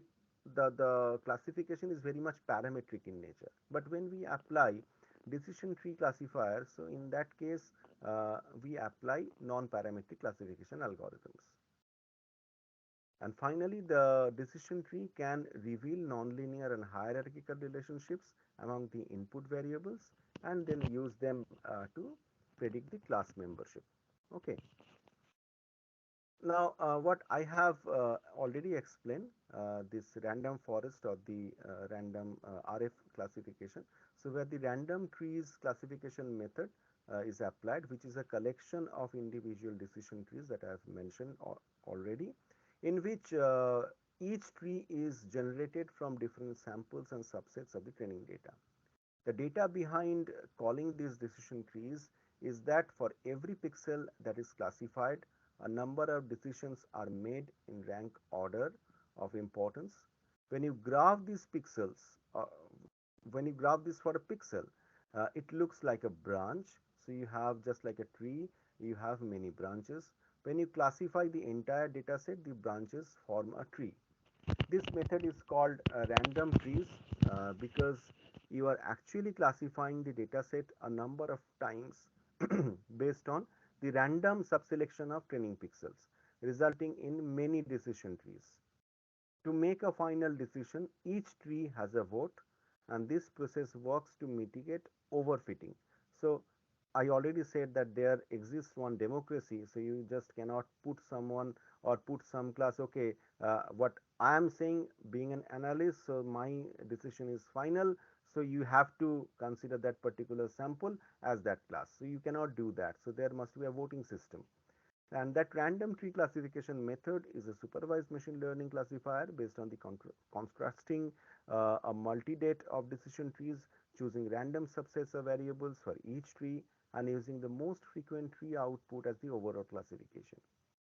The random trees classification method corrects for the decision tree's propensity or the probability for overfitting to their training sample data. With this method, a number of trees are grown by an analogy of forest, and variation among the trees is introduced by projecting the training data into a randomly chosen subspace before fitting each tree. The decision at each node is optimized by a randomized procedure. So that is why we call it a random forest. So some randomization is very much there.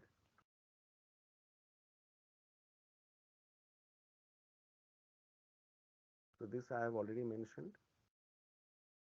Now the second one in this particular, not second one, this is the third one, because we have already described decision tree, simple decision tree, then random forest. Now the third one, that is the support vector machine or the SVM. So these support vector machines are another type of machine learning software algorithm that can be used for LULC classification or the remote sensing classification system. So what it does, it finds an optimal separating hyperplane. I mean, here you consider one plane which basically is dividing this training data of class A and class B. Now, if it is happening in n-dimensional feature space, then you will get the optimal separating hyperplane between the classes using the training samples. However, in this case, we are looking for the optimal separating hyperplane between only two classes by maximizing the margin between the classes' closest training samples. The points lying on the boundaries are called support vectors. So whatever the points here, the red and yellow points, those are called support vectors, and at the middle of the margin is the optimal separating hyperplane. If you consider it in n-dimensional feature space, it is a hyperplane. Okay, and the training data points on the wrong side of the discriminant margin are given negative weights to reduce their influence. When it is not possible to find a linear separator, such as what is basically shown in this particular figure, the data points can be projected into a higher dimensional space using separate kernel technology or the kernel technique. A program that performs all these tasks are called support vector machines. So basically, support vector machine the basic objective is to divide the sample points or the sample vectors or the I mean support vectors. So into different classes uh, by drawing a margin.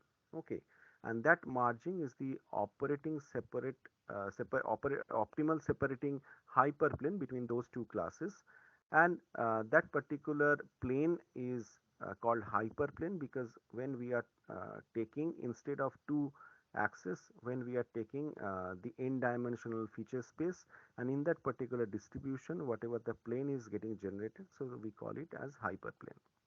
Now, one major advantage of this SVM is that the small training samples selected on the boundaries of the classes, where mixed pixels are common, can lead to accurate classification. So, we assign different weights, so we can uh, create a smaller margin. So, if some pixels are falling within that margin, so we can reduce their weights, and so that we can increase the accuracy of that particular classification. Now the final one, that is called the artificial neural network system. So in this particular artificial neural network, again it is a part of artificial intelligence, and the concept basically came from the I mean medical science. So where we apply the concept of the neuron. So a neuron is a cell in that in the brain whose principal function is the collection, processing, and dissemination of electrical signals. Uh, so that is why we apply neural networks. So you know that each neuron is basically having two parts, axons and dendrons. So it is not only collecting the information from the previous system, but also to disseminate the information to the next system. Now in these neural networks, so these neural networks simulate the thinking process of human beings whose brain are a large number of small interconnected processors or neurons that work together to solve difficult classification and optimization problems. This neural network uh, reaches a solution not only through step-by-step algorithm or a complex logical program, but in a non-algorithmic, unstructured fashion based on the adjustment of the weights connecting the neurons in the network. The neural networks have been used to classify various types of remote sensing data and have in certain instances produced results superior to those of the traditional classification methods like maximum likelihood, minimum distance, or Moholy-Nagy distance method. And the success can be attributed of the two important advantages of neural networks. The first one, that the freedom from normal distribution requirements. Again, just like the previous one in case of SVM, we don't need the data normality. So if your data set is not normally distributed, so in that case you can apply ANN classifier to get a better result. The second one is the ability to adaptively simulate complex and nonlinear patterns given proper topological structure. Now I'll be talking about the different components of this ANN. So this ANN basically considers three different components. One is the input one, or the input layer, then the hidden layer, and finally the output layer. And these input layers are connected to the hidden layers from all the aspects, and we can also assign different weights in this particular case. So each layer is basically consists of different nodes which are interconnected, and this interconnectedness allows information to flow in multiple directions. Okay, we have different types of ANN algorithm, which is the feed forward network system, or the FFN. You can also apply back propagation network, or BPN. You can also have multi-layer perceptron. So several algorithms are available in ANN network system. So in this particular case, if you apply the backpropagation of the BPN algorithm, the strength or weight of these interconnections are eventually learned by the neural network and stored. And these weights are used during the testing or the classification procedure. The more representative the training data, the more likely that the neural network will develop weights in the hidden layer that mirror reality and the results and result in an accurate classification system. The output layer may represent individual thematic map classes such as water or forest. So in this particular case, the different colors like blue, uh, dark yellow and red. So those are different output classes or different output land use land cover classes which you can merge together to form your final land use land cover map. So in this case, what I have mentioned earlier, that in case of decision tree, uh, the weights are not there, so which is quite simple, but it is very much complex because weights are assigned. Again, different input layers are connected to each and every hidden layer. So how these things are basically happening, so you don't know. But in case of BPN algorithm, if you are not getting any I mean acceptable result, so in that case you can again modify the weights of the input layers so that you can get a more refined and precise hidden layer. So and that will help you to generate the desired output layer. Now the last part, that is the classification accuracy assessment.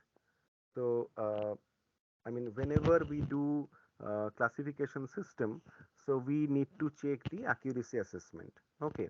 So until or unless we uh, calculate the accuracy, so whatever the classified outputs that we are generating, so it is of no use, because whenever we assign or we assess classification and we calculate the accuracy measures, so that will give you some amount of accuracy measures, some amount of uncertainties. So that uncertainty is very much important, or the accuracy if you consider.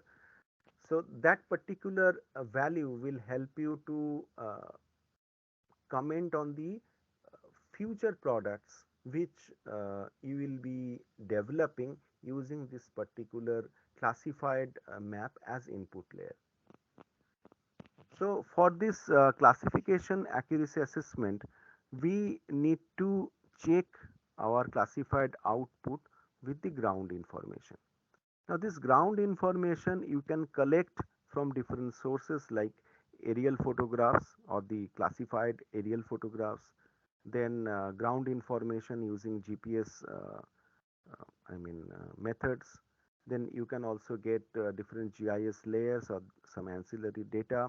Now we also have this Google Earth images which you can directly tag with your classifiers output, and you can compare. And in this particular case we can apply, because we cannot check the entire image scene pixel by pixel. So whatever the classification accuracy that we will be assessing, that depends on the sampling distribution, because if your sample is designed properly, then your classification accuracy assessment would be valid. Otherwise it would give you some biased results. If your accuracy assessment sampling locations are not properly trained or properly designed, in that case you will get some biased result. I'm not talking about faulty or higher or better results or lower results. So whatever the results that you will be getting, those are very much biased in nature. So that is why sampling designing is very important while assessing the classification accuracy.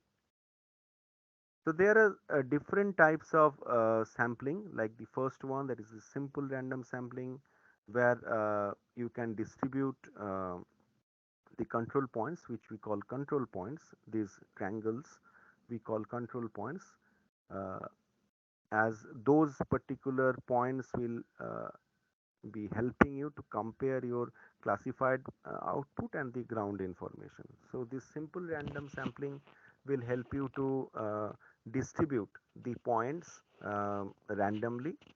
Then you can apply systematic sampling, where you can say, okay, if I am having 100 sample points or 100 control points, not sample points, 100 control points, and that should be systematically distributed like a grid. So in that case, it will be distributed evenly following a certain distance. So that is sampling, sorry, systematic sampling. Then if you don't want this kind of alignment, then you can say systematic non-aligned sampling. So in that case, you can divide your entire area into different sub areas, and within that sub area you can say, okay, please assign uh, 2 or 3 sample points or the control points in that particular grid, but that distribution within that grid would be random in nature. So that is why no predefined alignment that we are following while giving this systematic non-aligned sampling. Then we have stratified random sampling. Suppose if we have different classes, so we can say, okay, if I am having 50 control points or 50 ground control points, and if we have 5 classes, so assign 10 control points for each classes, and those control points within that class would be randomly distributed. Then we can check the ground information, and we can compare that, okay, if my image is showing this particular control point as or under forest class, but in reality it is showing agricultural field, then we can say it is not matching. And if it is showing the similarity, then we can say it is matching. Similarly, we can also have cluster sampling. So if you want to study the sampling techniques in detail, so you can I mean look into any book, statistics book, which will help you to understand the different sampling methods and sampling techniques. Now, after getting those samples, we need to calculate certain measures. Okay, so those measures are, for example, like the producer's accuracy, user's accuracy. We also can calculate the error of commission, then overall accuracy, and finally the kappa coefficient. Okay, so there are 6 measures that we need to compute whenever you are asked to assess the classification accuracy. In that case, for each and every class and for the entire image, you need to calculate these 6 measures. So what is producer's accuracy? It is the number of samples correctly classified in a given area divided by the total number of samples chosen for that class. So if you are having for a particular class, you have given 100 points, and out of those 100 points, 80 points are correctly classified. So in that case, your producer's accuracy would be 80. Now, what about the user's accuracy? Now, the number of samples correctly classified in a given class from the selected samples in that group. So it is now in that particular group wise. So from layman's point of view, it might be confusing that both the things are the measures of accuracy. One we are calling it producers, the other one is users. Overall accuracy, you can understand, okay, total number of reference points and total number of correctly chosen samples, so you can get the ratio and you can calculate the overall accuracy. So there is one error, so it might be must be the correctly classified samples divided by the total number of samples. So in that case, you can get the overall accuracy. Then kappa coefficient, it basically expresses the proportionate reduction in error generated by a classification process compared with the error of a completely random classification. Okay, so for example, if you are getting a kappa value of 0.8, it would imply that the classification process was avoiding at least 80% of the errors that a completely random classification would generate. Okay, So in this way you can calculate different accuracy measures and errors uh, of a given classified image. Now this would be clear if I give you one example showing the error matrix.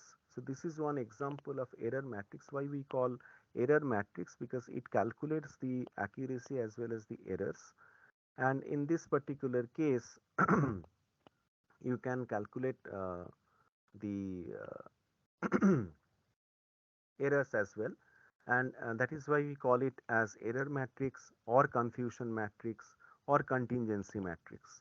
So here we have 1 2 3 4 5 6 classes, and for each for the entire classification system, randomly chosen points were 2480 2480 control points were distributed over the entire classified image.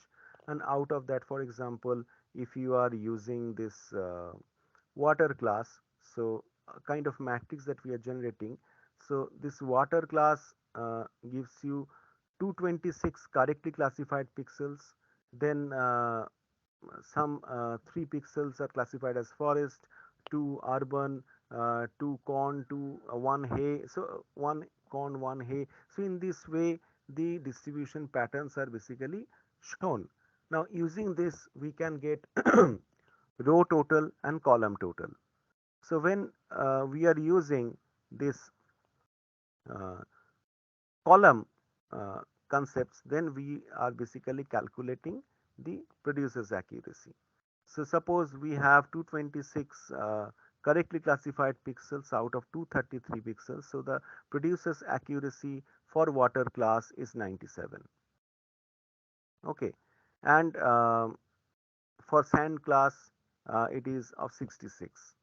So in this way you can calculate all the accuracy measures that we can apply as producer's accuracy. Similarly, when we consider the row totals and whatever the correctly classified things that are basically there, so we can calculate the user's accuracy. For example, we have 239 pixels or 239 sample points under this water class, and 226 are correctly classified. Okay, uh, so out of this, so 226 divided by 239, 94% is basically the user's accuracy for water class. Similarly, for sand class it is 70%, and for forest class 60%. Okay, so when we talk about the uncertainties, that is the errors, so those things are very much related to the producer's accuracy and user's accuracy. So how to I mean remember that which type of accuracy is associated to which type of error. So in this particular case you can remember that uh, producers omit but users commit mistakes. Okay, so if you are having 97% producers accuracy, so there would be 3% of error of omission. If you are using 94% users accuracy, then there must be 6% of error of commission. So these two should get a total of 100%. So in this way you can calculate producer's accuracy, user's accuracy, error of omission and error of commission. Then you can also calculate the overall accuracy. In this particular case, you can have the diagonals, the major diagonals. So those are correctly classified control points. So out of those, suppose in this particular case we have 226 for water, 216 for sand, 360 for forest, 297 sorry 397 for urban. So in this way if you get a sum total of this, so whatever the sum total that you are getting, if you divide that sum total by the total number of control points that you have chosen for this accuracy assessment, that is 2480, then if you multiply with 100, then you will get the overall accuracy. In this particular case you are getting 65% of overall accuracy. Okay, now the final measure that you need to assess, that is the k hat or the kappa coefficient. So what is the kappa coefficient? So kappa coefficient is basically like the previous one. So it is expressing the proportionate reduction in the error generated by a classification process compared with the error of a completely random classification. So the formula is the observed accuracy minus chance agreement divided by 1 minus chance agreement. Now, how to calculate this observed accuracy and the chance agreement? So here in this particular case, so you have already calculated the row and column totals. Okay. So now if you consider the correctly classified pixels, like in this I mean this observed accuracy and chance agreement, so these things you need to calculate. So what is the observed accuracy? It is nothing but the total number of your reference point multiplied by the correctly classified pixels or the correctly classified control points. In this particular case, we have correctly classified 1608. That is, if you add this 226, 216, 360, 397, 190, and 219, you will get 1608, 1608. Those are correctly classified. So that is, and the total number of control points is 2480. So that is your n. So if you multiply the total number with the major diagonal total, so you will get the observed accuracy. Now this divided by the chance agreement. So what is this chance agreement? So you have collected or you have calculated the row total as well as column totals. Now for each class, if you multiply the row total and column total, because these two things are associated with the errors as well. So if you multiply these two totals for each class and get a sum total for all the classes, then you will get the chance agreement. For example, for the water class, you have row total 239 and column total is 233. So just multiply 239 and 233. Then for sand class, it is 309 and 328 respectively. So multiply these two and add together. So in this way, you can add all the classes, the row and column total product. So then you will get, in this particular case, we are getting 1124,382. So this is the total number which gives you the chance agreement. Now what is the total? I mean, if you are having all correct, all row wise all correct, column wise all correct, so in that case, whatever the number of sample points that you have, if you square that, so that would be your 1 or the main thing. So that is, in this particular case, you have 2480, that is the total number of sample points. So if you square it, so it will give you some value. Now if you finally calculate the kappa coefficient, that is your n, that is 2480, into your major diagonal total 1608, then your chance agreement just you have calculated, divided by the total number of sample points square minus your chance agreement. So whatever the value is coming, in this particular case it is 0.57. This is the kappa coefficient value or the k hat value of this particular classification system. Now the thing is that what is the difference between these two? The differences in these two measures are to be expected that each incorporates different forms of information from error matrix. Okay, so when you are calculating overall accuracy, it only includes the data along the major diagonal. Okay, and it excludes error of omission and error of commission. It is not including any falsely classified or wrongly classified or omitted classification system. So that is why the overall accuracy doesn't consider the error of omission and error of commission. But on the other hand, the k-hat statistics of the kappa coefficient incorporates the non-diagonal elements through row and column totals, okay, of the error matrix. So that is why the kappa coefficient is basically giving you more information about the wrong things that you have, or the mistakes that you have committed in that classification system, but your overall accuracy is only giving you the positive aspect, that how much accurate you are, but how much erroneous you are, that is not available in case of overall matrix. It is only available, I mean, it is available in both the way, your how much erroneous you are, how much accurate you are, that you can get from k hat. So in this way you can assess the classification accuracy. So these are some of the references that I have incorporated in this particular slide preparation, or this lecture preparation. Okay, and some in-text citations which may be missing in this particular case, but if you consider, because these are the basic I mean source of materials that I have considered, so you can get in detail about those in-text citation that I have mentioned, and I have omitted to put it here. Okay, so thank you very much.